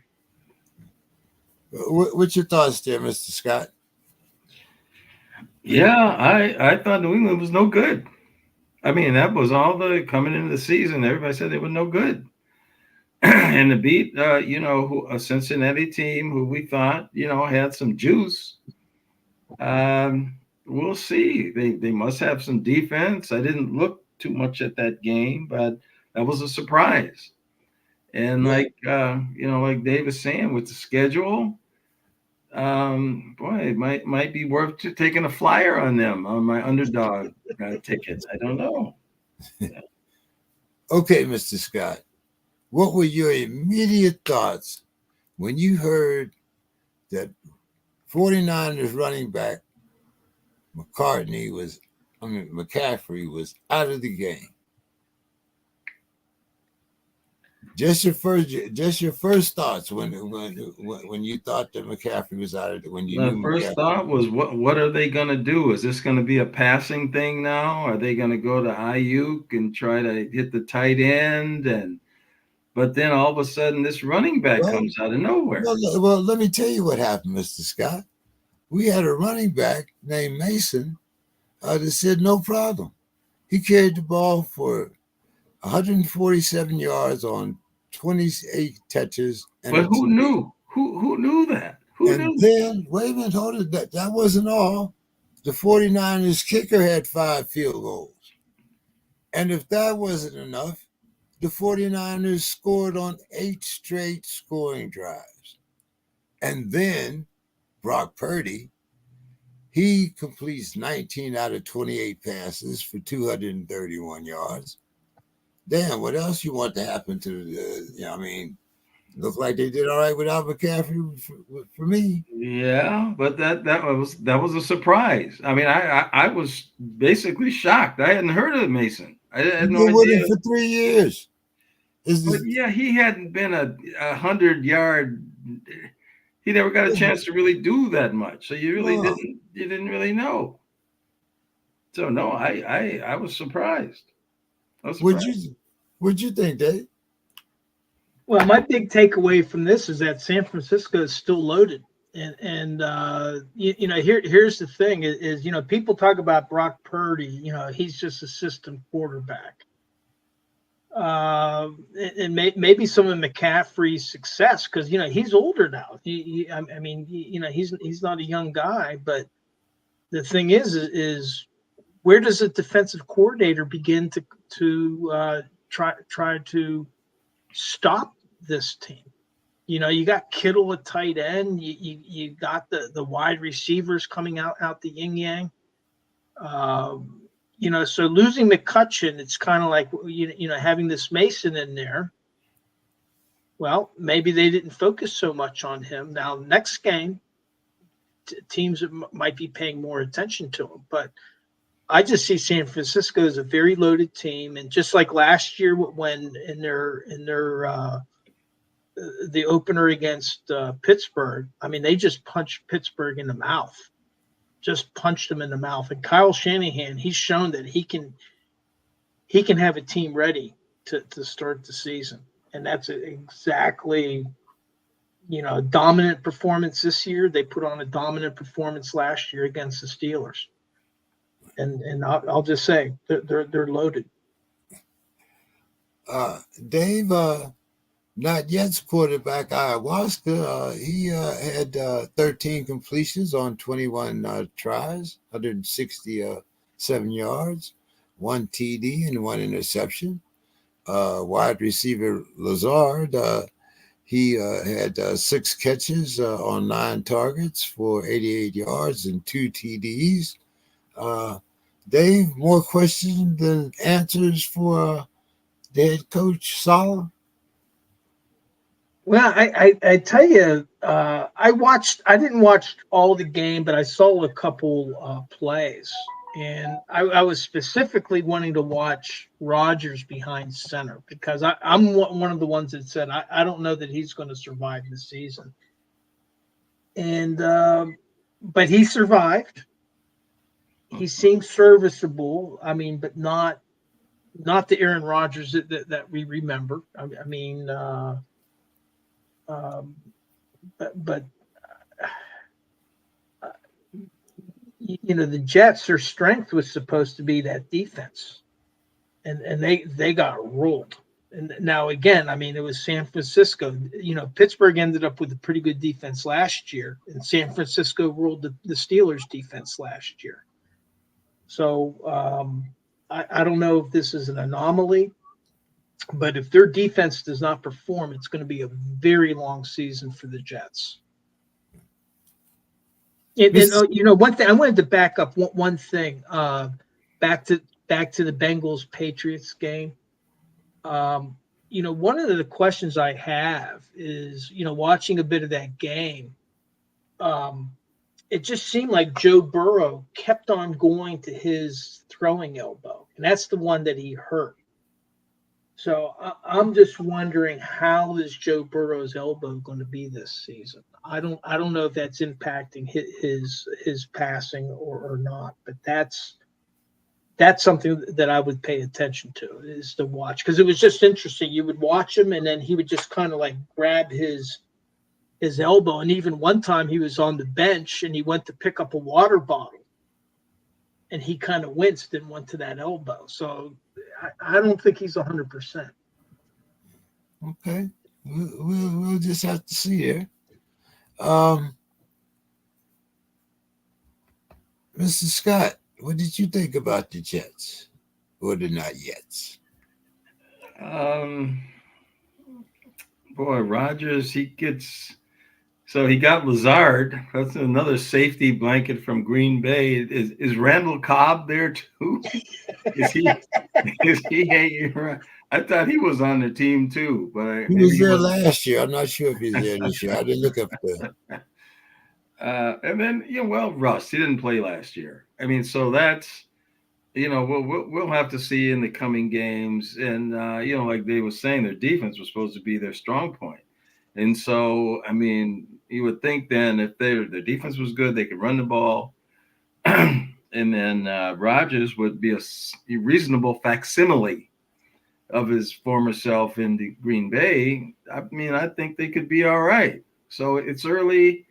We have to just see these next few games are really going to tell a lot more than the first game did, I think. And then plus, all these penalties. I mean, gosh, but you got to think nobody plays during the preseason anymore. So several top guys hadn't even played in a game. Yeah, they have these simulated games during practice. They have these things, but I mean, things like lining up, they can't line up right. I mean, basic things that you have to do to keep your drives going, that stop the momentum and stop.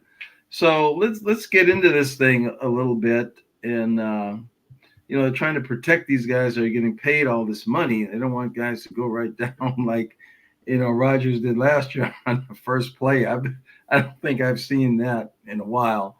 So I'm kind of just, even though I like this coming week matchups, but I think I'm going to be going to the bank this week. Okay. Mr. Scott, Jerry relents and Dak becomes the NFL's first $60 million quarterback. The Cowgirls gave him a 4-year extension, $240 million contract, $231 million guaranteed, and an $80 million signing bonus. Mr. Scott, the Cowgirls now have the number one paid quarterback and the second highest paid wide receiver. Does this give them a 2-year window and take away that win now situation for them? Or does it make it even more of a must-win situation? This is becoming a George Steinbrenner script. I mean, somehow this is becoming, we can just throw the money and we'll win. And the truth of the matter, though, is Dak, what do they get? 12 wins every year.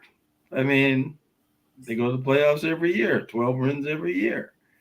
Talented roster.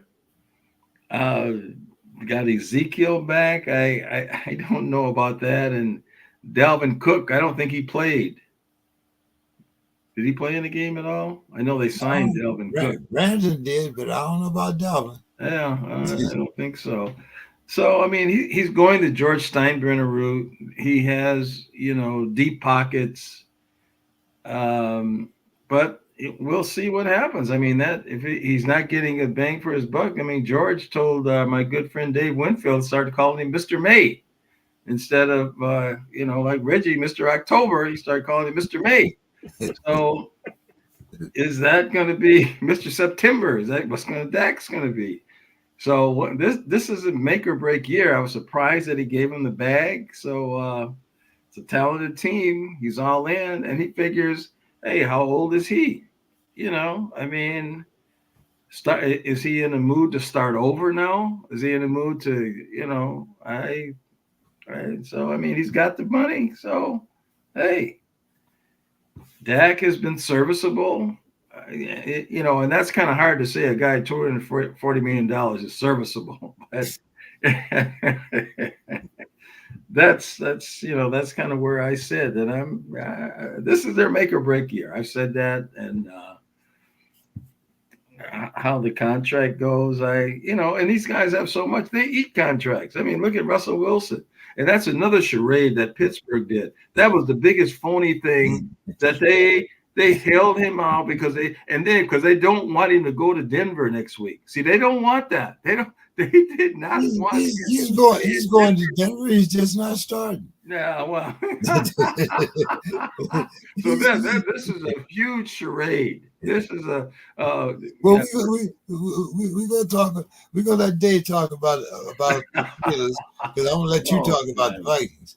But Dave, what did you think about Dak getting the bag? Well, like Anthony said, they were winning before he got the big money. The only thing is they weren't doing anything in the playoffs. And, will they do something in the playoffs? I'll say this about Dak Prescott. He looked like a first-team All-Pro playing against Deshaun Watson. He should be happy that was the opposing quarterback because he had a mediocre game. He had like an 85 quarterback rating. Yeah, I think it was 85.9. But I mean, hey, they got to spend the money. They have the salary cap, so they're they got to spend the money one way or the other. So that they've invested it, and I think, like Anthony says, is hey, now it's time to put up or shut up. Yeah, I wonder how surprised you guys are going to be when I tell you that Dak Brock Purdy is going to be a $70 million quarterback next year. But we'll talk about that. Mr. Scott, the Vikings quarterback Sam Darnold, he threw for 2 TDs, 1 interception, and a 28-6 win over the Little People.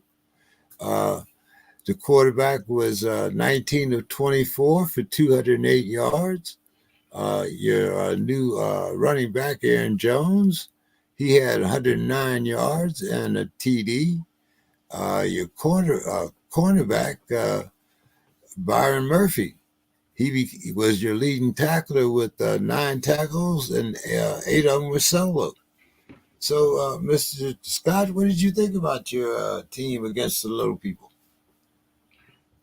Well, that was like in the old days when I used to watch pro wrestling, there would be certain matches that they would call a squash match.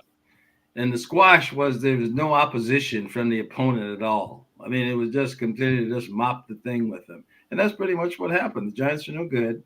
They're there. They couldn't protect their quarterback. He was running for his life. Florida's defense looked great. Vikings had 2 good running backs with Chandler and Aaron Jones.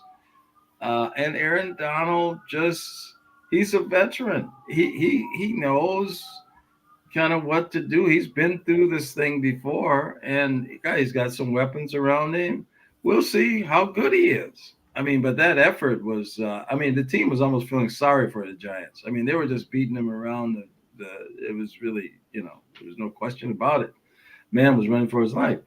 So, but what can that tell about either team? Giants look terrible. Can they rebound? I don't know. I mean, but the Vikings, we're this is a litmus test against San Francisco coming up. I mean, this is we'll just kind of see what they're made of at this. Sam Darnold was on San Francisco last year. He was their backup last year. So this is a real interesting matchup. The Vikings can ascend. So far, so good. Things are looking good. The offensive line looked great. Oh, he had tremendous protection. Tremendous protection. I don't know if they laid a glove on him. So that's too bad Demetrius isn't here. So he, compare them to the Lions now. What would he say about that? See, he would say, "Oh well, the witch hunt, it's a hoax. It's fabricated." I've heard that's a new word that they come up with. So yeah, the Vikings look.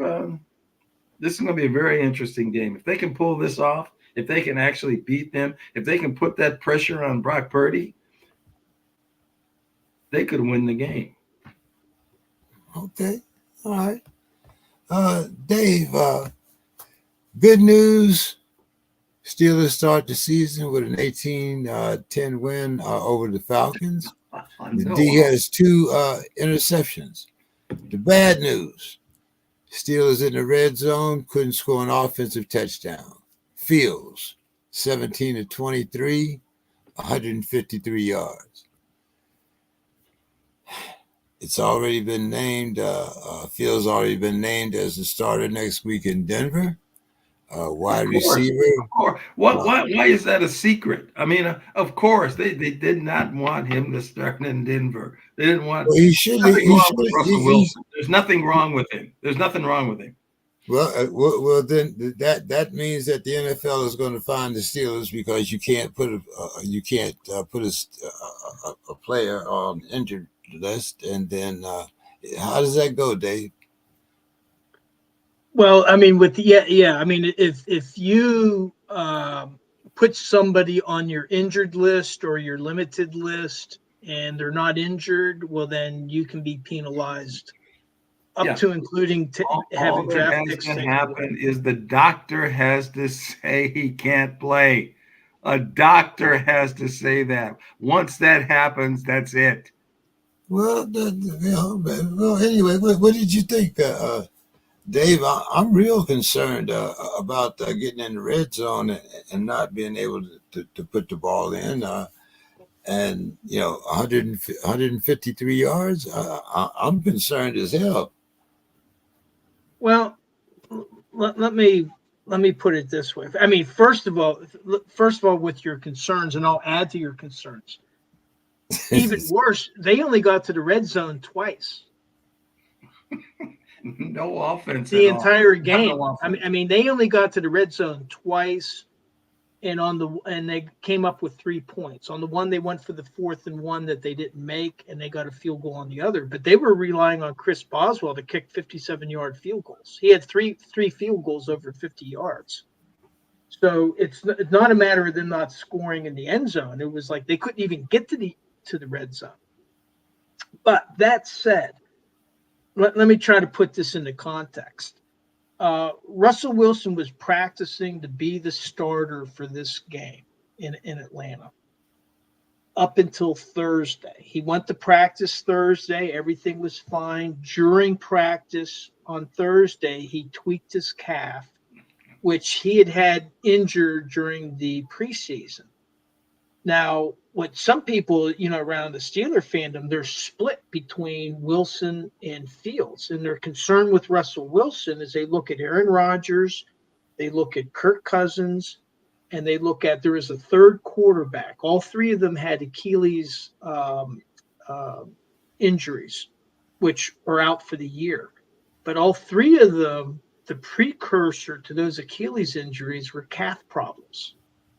So a calf injury is not necessarily a minor issue. It could lead to bigger problems. So what happened was on Thursday, they said, okay, he tweaked it. He's limited. He's questionable for the game. But they left the light open for him to play. Sunday morning, the day of the game, he went out a couple hours before kickoff to test his calf. But I believe the decision had been made by then. And he went in, and then Justin Fields came out to start the game. So really, Justin Fields didn't have an inkling that he might be a starter until after Thursday's practice. And so there was no time to install a scheme, because depending on which quarterback you're using, an offensive coordinator is going to have a different scheme.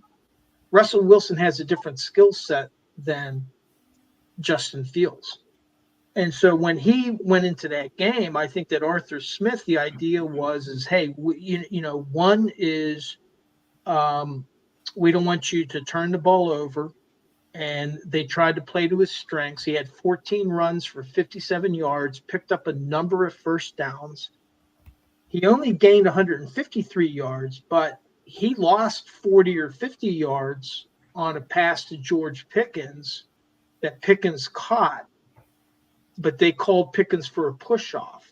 And when you watch the video, yes, Pickens put his hand on the defender's chest, but that's not unusual. He didn't push. He just had it there, and defenders do it to receivers all the time. Receivers do it. That's usually allowed, to steady, to put your hand there. Now, his hand was a little bit extended when he did that, and that's why they say that they probably called the penalty. But number one, it was a great pass from Justin Fields, and then that's another 40 or 50 yards to add to his total, and he would have been 18 to 24 for roughly 200 yards of passing. But Justin Fields he did what he was asked to do. What the offense did well is they controlled the clock. Pittsburgh had the ball for over 34 minutes. Now, they only got to the red zone twice, but also they only had 2 3-and-outs. Last year they had problems because they would have multiple 3-and-outs during a game. And so then the other team would be able to control the clock. So they controlled the clock, and more importantly, Justin Fields outperformed Kirk Cousins, who had the 2 interceptions. Kirk Cousins did. Justin Fields didn't throw an interception. So I think that the offense did what they needed to do. Now, this week, when we're talking about the quarterback position,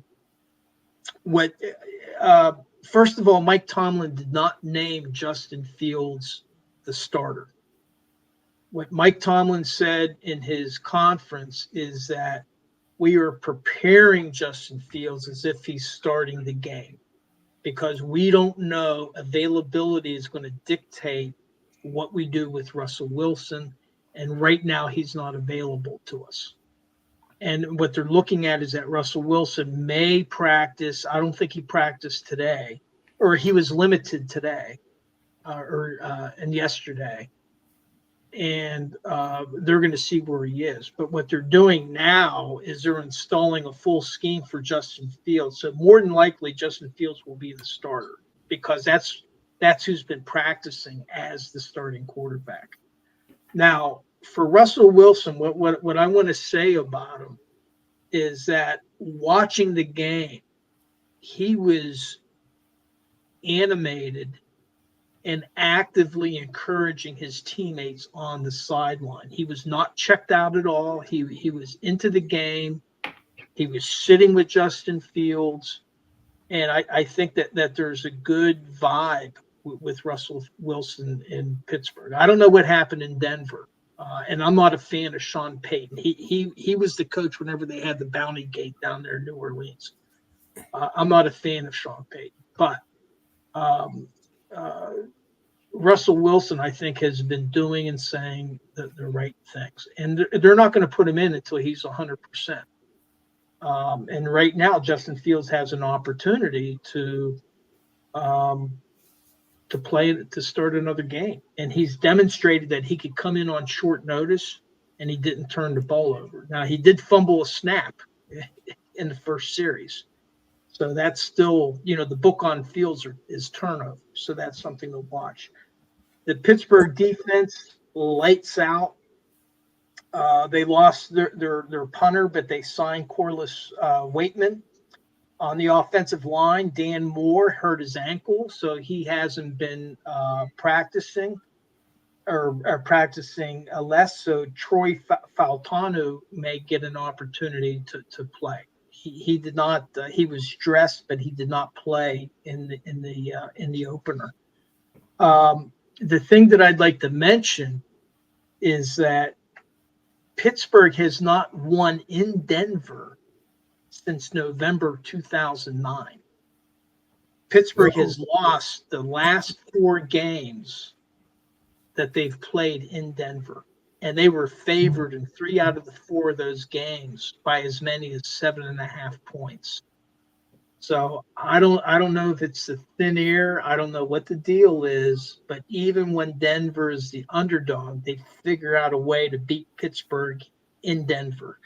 The other thing is that the referee, since 2010, Pittsburgh has won about 63% of their games. The referee that they had, and I had tweeted something out about this guy, but let me see if I can find this real quick. What's his name? Clete Blakeman has officiated 19 Steelers games. The Steelers won 6 and lost 13, meaning that when his officiating crew is out there, Pittsburgh only wins 31.6% of the games he referees. And during the same period that this guy has been a referee, the Steelers' record is 142, 83, and 2, a winning record of 62.6% of his games. So maybe it's a coincidence, but when you combine that with the Steelers' record in Denver, I'm not happy with that. I'll leave it at that. All right, well, let's get to our predictions here real quick. Well, I just want to make a comment on that. I mean, that was a great Demetrius-like soliloquy. I mean, that totally ignored the fact that the other team doesn't know who to prepare for. Okay, so they're going to prepare for Russell Wilson.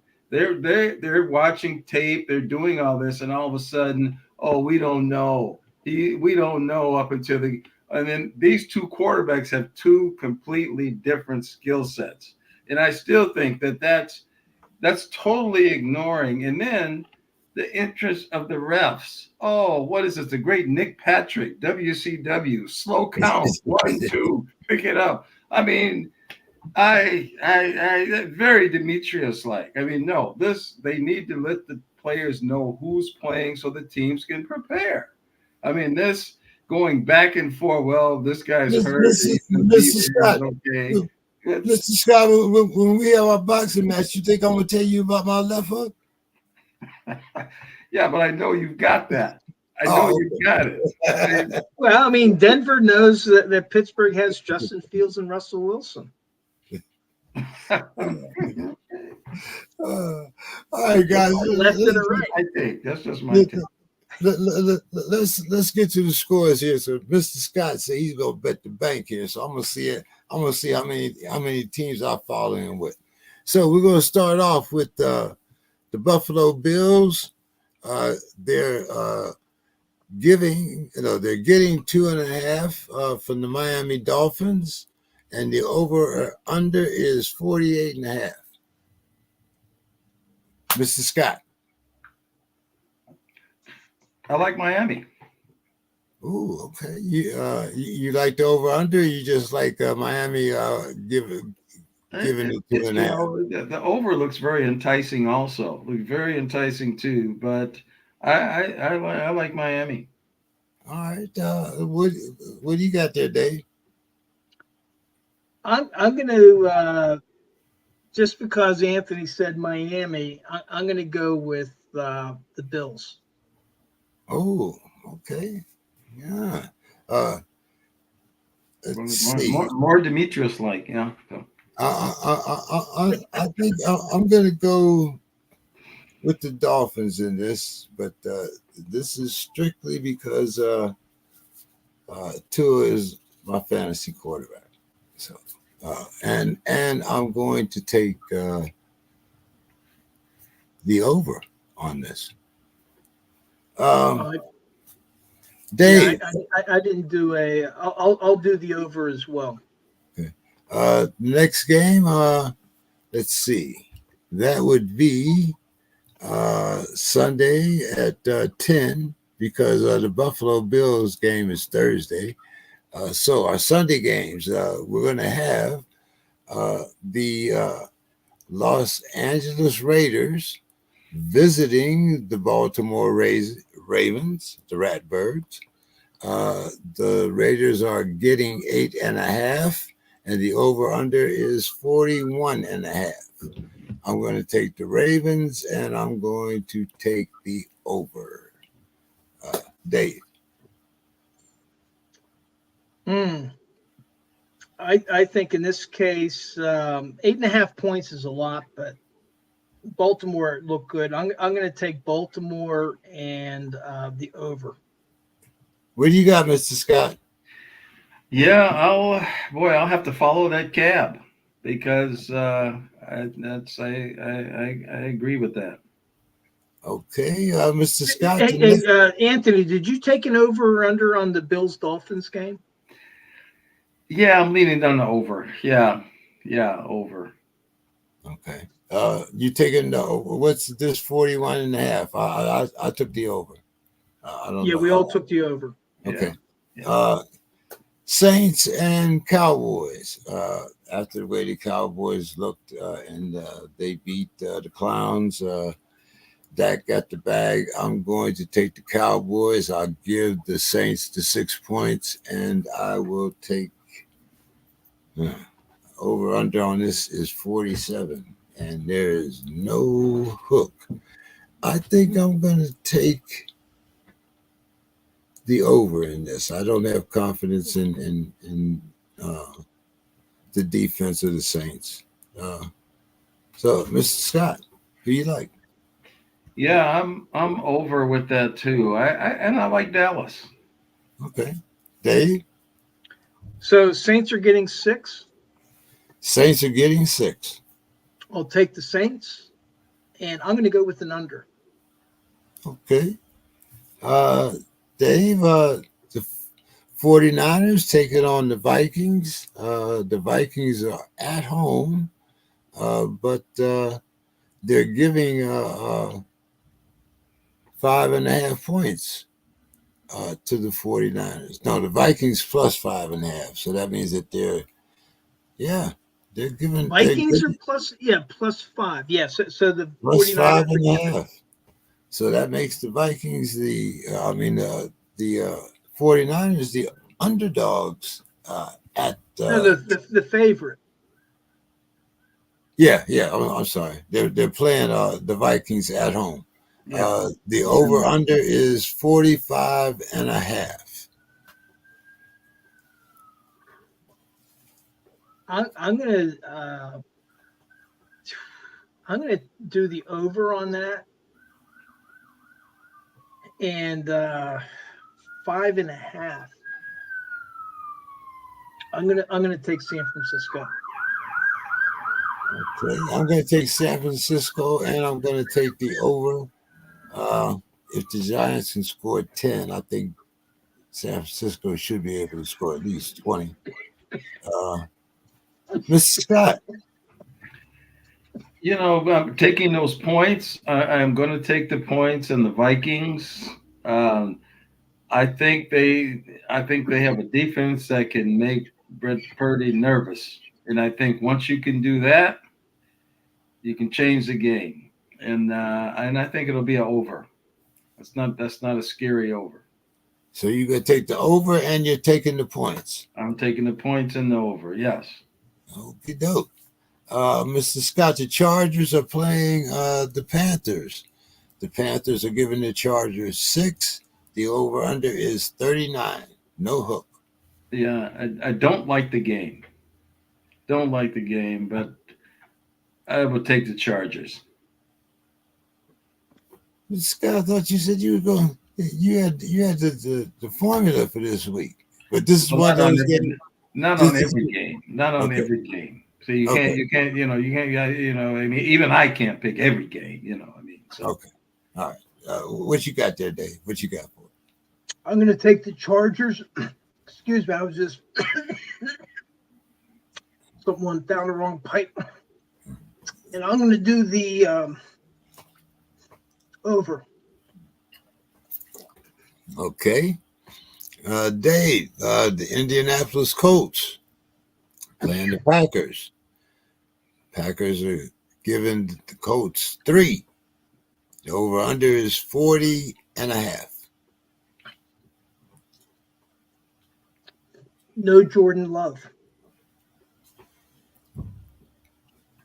I'm going to take the Colts.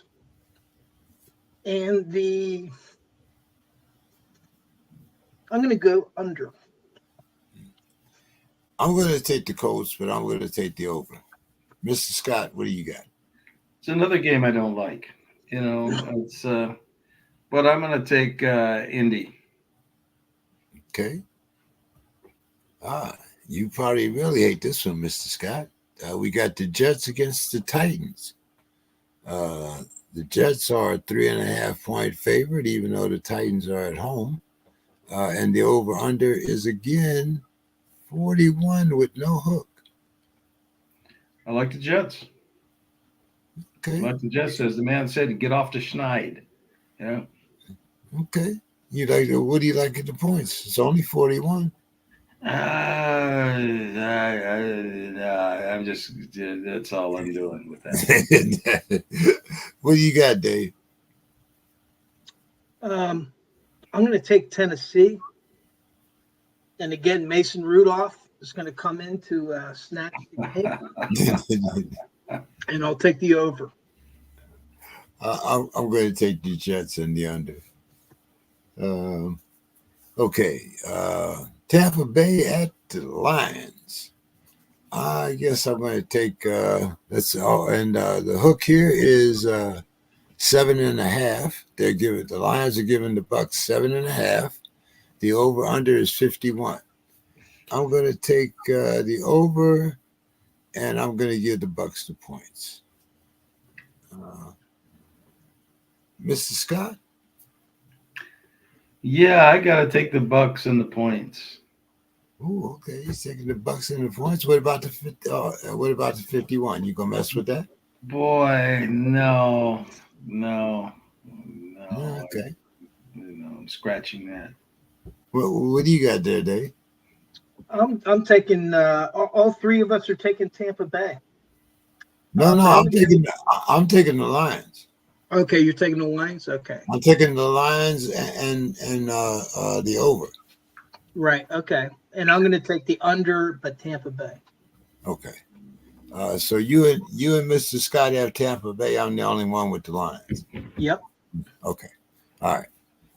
Next, Dave, you kind of previewed this for us here. The Seahawks are coming to visit the Patriots. The Patriots are getting 3.5. Over under is 38.5. What do you think, Dave? Man, there's some really low over unders here. I know. I'm gonna take the Seahawks are minus 3.5, but I'm gonna take the Seahawks, and that's so. I'm gonna take the over. Yeah, I'm going to take the Seahawks in the over here too. What do you take, Mr. Scott? Where is the game? It's in New England. Yeah, I'm going to take New England, and I'll take the under. And I don't like unders. I usually never take unders. I just don't like them. Well, here's one for you, Mr. Scott. The Giants are playing the Commanders. That's off the board. I pass. I don't want to waste any time on that one. I don't want to waste. Giants are getting 2 points, and the over under is 43. No hook. What do you think, Dave? What is the over under? 2. Oh, the over under is 43.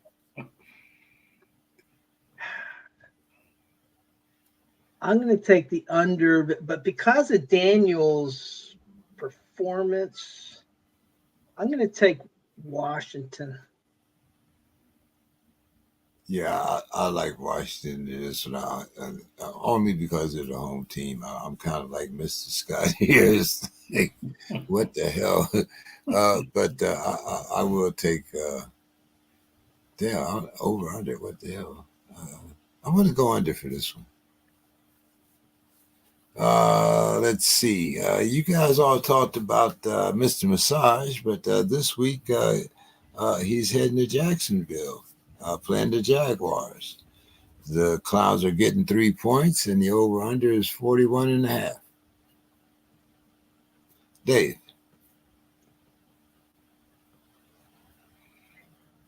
Yeah, with that line, and I mean, Watson did say that he's going to come out strong, but he's going to have to prove it to me. I'm going to take Jacksonville, and but I'll take the over on this.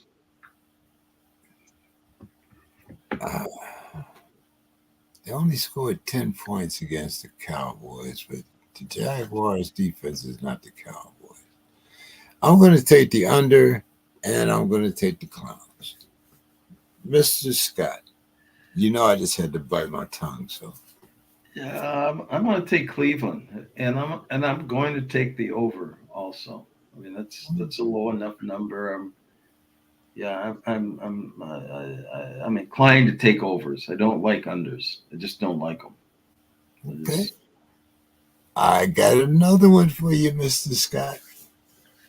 The world's tallest midget against the Rams.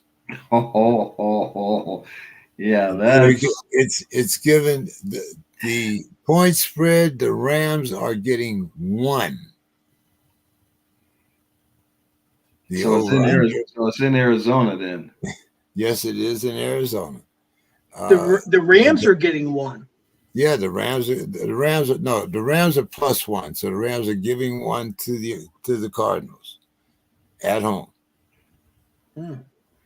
I gotta see World's Tallest Midget actually win a game before I can go with him, and I still think the Rams, and they're going to score. It looks like they like those teams like to score. I mean, over-under is 48.5. That's 48.5. Huh? That's kind of high. But I'll take the Rams in the over. Okay, Dave. I'm with Anthony. Over in the Rams. Yeah, make it unanimous. Okay, Dave. The Bungles getting 5 against the Chiefs. Chiefs are at home. Over under is 47.5.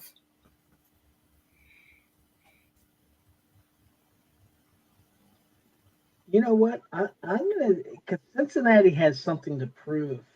I'm going to take Cincinnati. I'm not saying that they're going to win, but they're getting 5 points, and they can't afford to have after losing to the Patriots.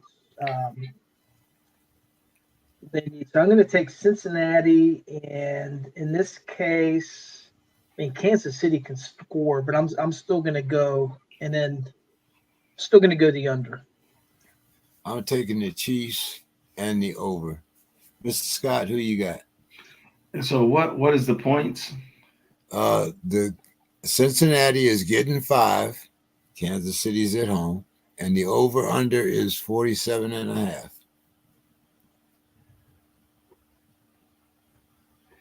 I'm going to take the Chiefs, and again, I'm just so against unders, but on this one, I'm going to take an under.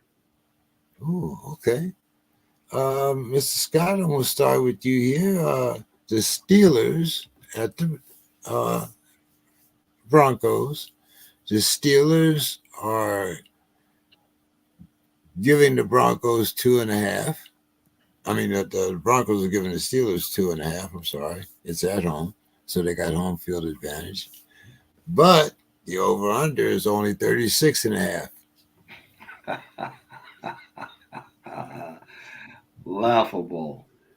This is really a ick game for me. I mean, it's really, really just from the sake of taking somebody. I have to take Pittsburgh because they figure a way to luck out at these little ugly games like this, kicking field goals, and I don't want to touch the under and over. I mean, there could be some fumbles, turns. So, well, you know, I'm taking the Steelers. The over under though. I got to go with the under. What do you say here, Dave? Well, Pittsburgh has got to break the trend. You know, they got a ref that they have a losing record with.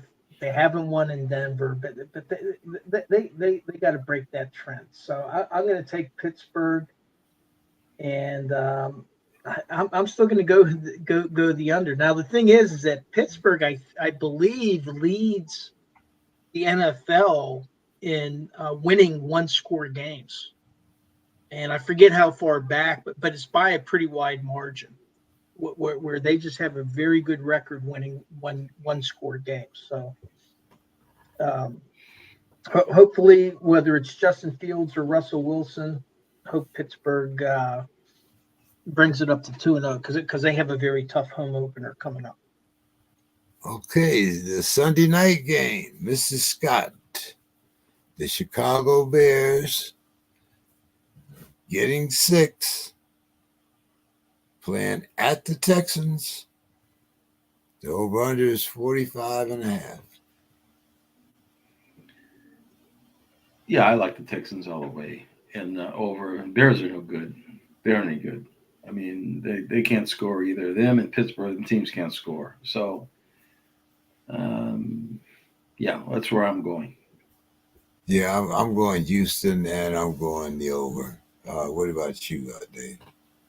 And you took Houston too, Anthony? Yeah. Oh, yeah. With the over? With the over, yep. I took the under. I'm going to oh, you took the under. Yeah.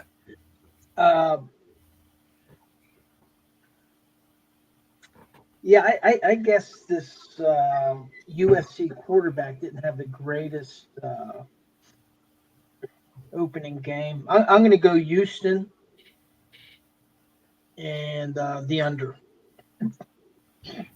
Okay. Monday night game, gentlemen. Last game of the week for us.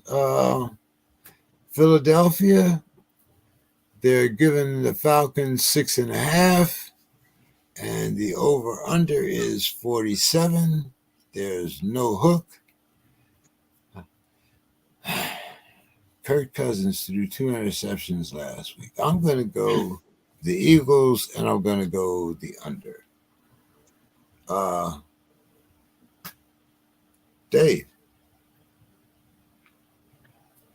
You know, preseason matters. One of the things that this, I think it's Steve Johnson Ledbetter from the Atlanta Constitution Journal, he said that Atlanta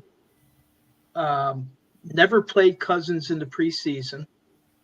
You know, they were bubble wrapping him. And also that the Atlanta as a team never had any tackling, no contact drills for their preseason, according to this guy from the Atlanta Constitution Journal. That's why he picked Pittsburgh to beat Atlanta. And Cousins is a rhythm quarterback. Maybe after this first game, he'll get back into rhythm, but I think that the Eagles are going to be too tough for him. But it's 6.5 points. Atlanta may lose, but I'm going to say that they cover. So I'm going to take Atlanta with the points, and Philadelphia. I don't know that Philadelphia's defense is as dominant as Pittsburgh's, so I'm going to take the over. Okay, I did take the Eagles, and I also took the over. Dave, why don't you give us your final thoughts? Did Anthony pick on the Eagles Atlanta? No, I'm going to give him that and his final thoughts. Oh, okay.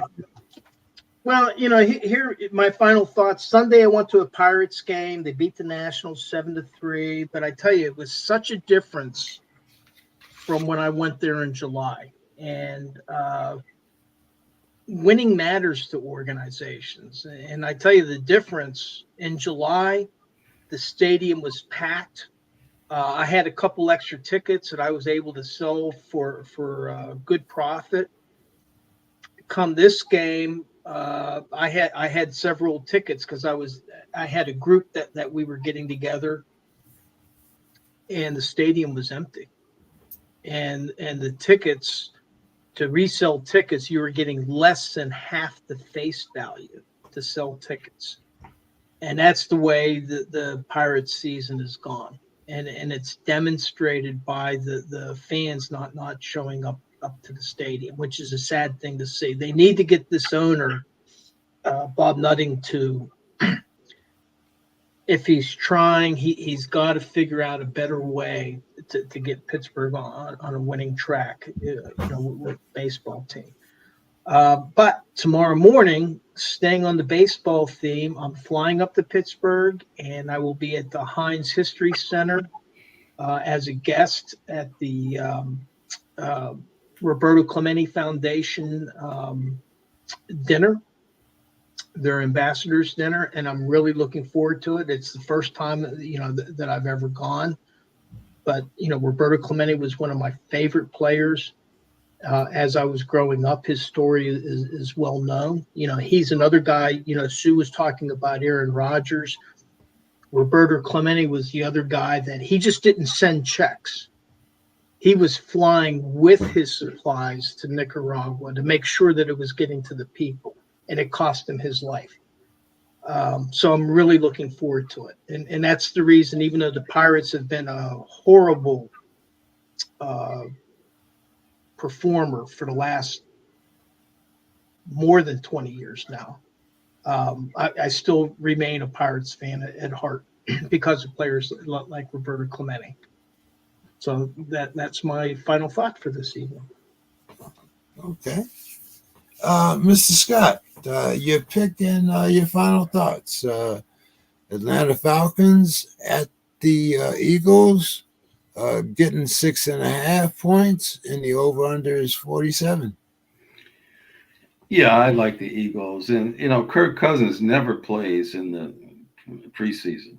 I mean, he never, all the years here, he never plays in the preseason. I mean, that's how he rolls. I guess unless it's in his contract, he's not going to do it. And I'll probably take the under. Atlanta just looked in disarray. They look like they haven't really gotten around this Kirk Cousins thing. They have they have a backup that, I don't understand. They take him number 8.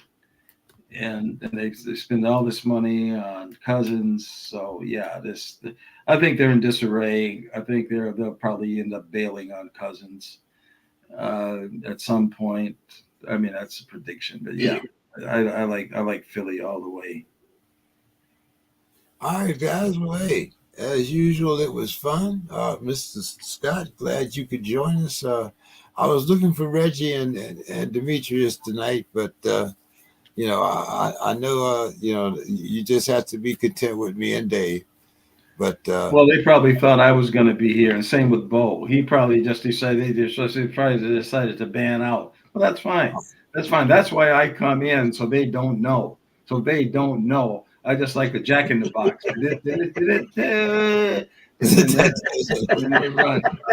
So yeah, and then my final thought basically is that in baseball, I do some of the fantasy things, and it's funny because since Dave told me about Paul Skenes, I've been really watching. I mean, God, what a great pitcher! But what they're doing, the other night he was ahead. They were winning the game handily, but because they're not in it, they take guys out. You know what I mean? They just, okay, well, he's pitched 5-6 innings. That's fine. The complete game and all that's a thing of the past. Yeah. Really, the complete game is just completely out the window. You look at all the old stats with Gibson, and even just every team had a workhorse. I mean, Detroit, Mickey Lolich, who people never even think so. These guys throw 300 innings. Fergie Jenkins. Yeah, Jim Bunning. I mean, all kind of guys you can think of, and they throw 300 innings. And where's the middle reliever guys? Where's the Mr. Scott? Some of these guys' careers don't last 300 games. Well, where's the closers? Where's the Mariano Rivera's? Where's your knuckleball? Where's the Wilbur Wood every now and then? These are the things that make the game fun to me. These different things. The guy comes in with the big oversized glove. That's like Hoyt Wilhelm. Special catcher has to come in that can only catch the knuckleball. And all those things were fun. The stolen base, all those things. So I miss a lot of those things with baseball. It still becomes my favorite sport because when I grew up in the 60s, it was just coming out of the era where blacks couldn't play baseball, couldn't play professional sports. And the National League was just, oh man, when they came in with the Willie Mays, Roberto Clemente, Willie McCovey, Jim Ray Hart, Orlando Cepeda, Juan Mar.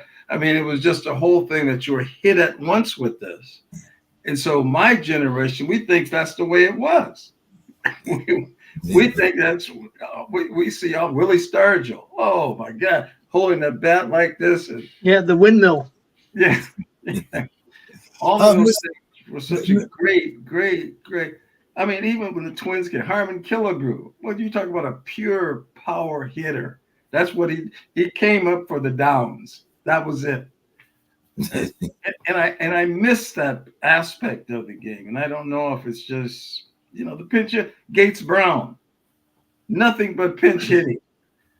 Those I think those days, and the glory days, as I put on Demetrius's black socks for him, I think those days are over.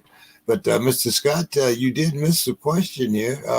What do you think? Is Ohtani going to get his 50-50? Is he going to be the first guy? Right now, I think Dave said he had 46 homers and 47 stolen bases, Dave? Is that what you said? You say you got I think so, yeah. He got or vice versa. And he has 18 games left. Yeah, he could. I don't know. I mean, I think the Dodgers won a World Series. Whether they're going to go for these individual things, but he's such a dynamic player. I mean, if he plays every day, yes, he will do it. I mean, if they don't rest him, if he continues to play through the schedule, there's no reason why he couldn't. I mean, I've never seen anything like him. And the fact that he hasn't even pitched this year, but what type of pitcher he is, that's almost, Yeah. So that's my thoughts on that. Okay. One more. Rookie of the Year, Cy Young, and MVP. Well, that's two leagues. National League, Ohtani, MVP. Okay. American League. All rise for the judge. That's who I picked. Okay, that's who Dave picked also. Rookie of the Year.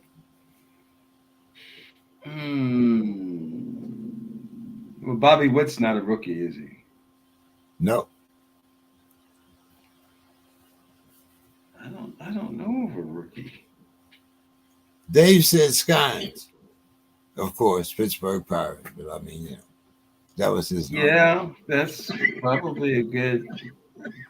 But I don't know. Do they give it to pitchers? I mean, I know probably they're eligible, but I don't know that they really give it. If you could think of somebody else, it's fine. That was Dave's pick. I didn't say it was yours. Yeah, no, I can't. I think he's a good pick. I mean, I've watched since he told me about Skenes. I've been really following him, and this guy has been in the All-Star game. He was unhittable.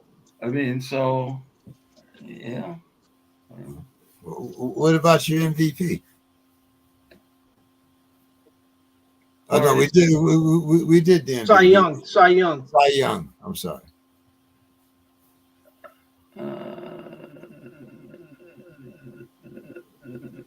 I can't think of who's really been a dominant. I don't know. Okay. All right. Yeah, you don't have to know. I was just asking. Well, what do you think, Dave? What do you think? I had I only picked single guys. I didn't pick one for each league, but I had the Tiger. What's his name? Oh, that Sukani. Kubo or something like that. Yeah. He's like 16-4, but he's leading in a bunch of areas: ERA, strikeouts. Yeah. So I had picked him. Kind of hard for Mr. Scott to pick a Detroit player. I don't know. No, I love Detroit. Really, that's a great grandfather. I spent a lot of time in Detroit. Great city. It's just, just sometimes you have certain people there, that they Hey, James, I don't have. What was your Chargers Carolina pick? I have a gap there. Let me see. What was the over under on that? Over under was 39, and the Chargers were giving Carolina 6 points. I'm taking the Chargers and the over. Okay. All right, guys. Well, hey, good show tonight. Glad to see everybody had a good time. Thank you for coming through, Mr. Scott. Always appreciate you, Dave. Looking forward to another great discussion next week. And hopefully some of the guys will be back. But I have to come on because I'm the heel. See, I'm the one that what they would call as a heel. You guys are all the faces, except for Don.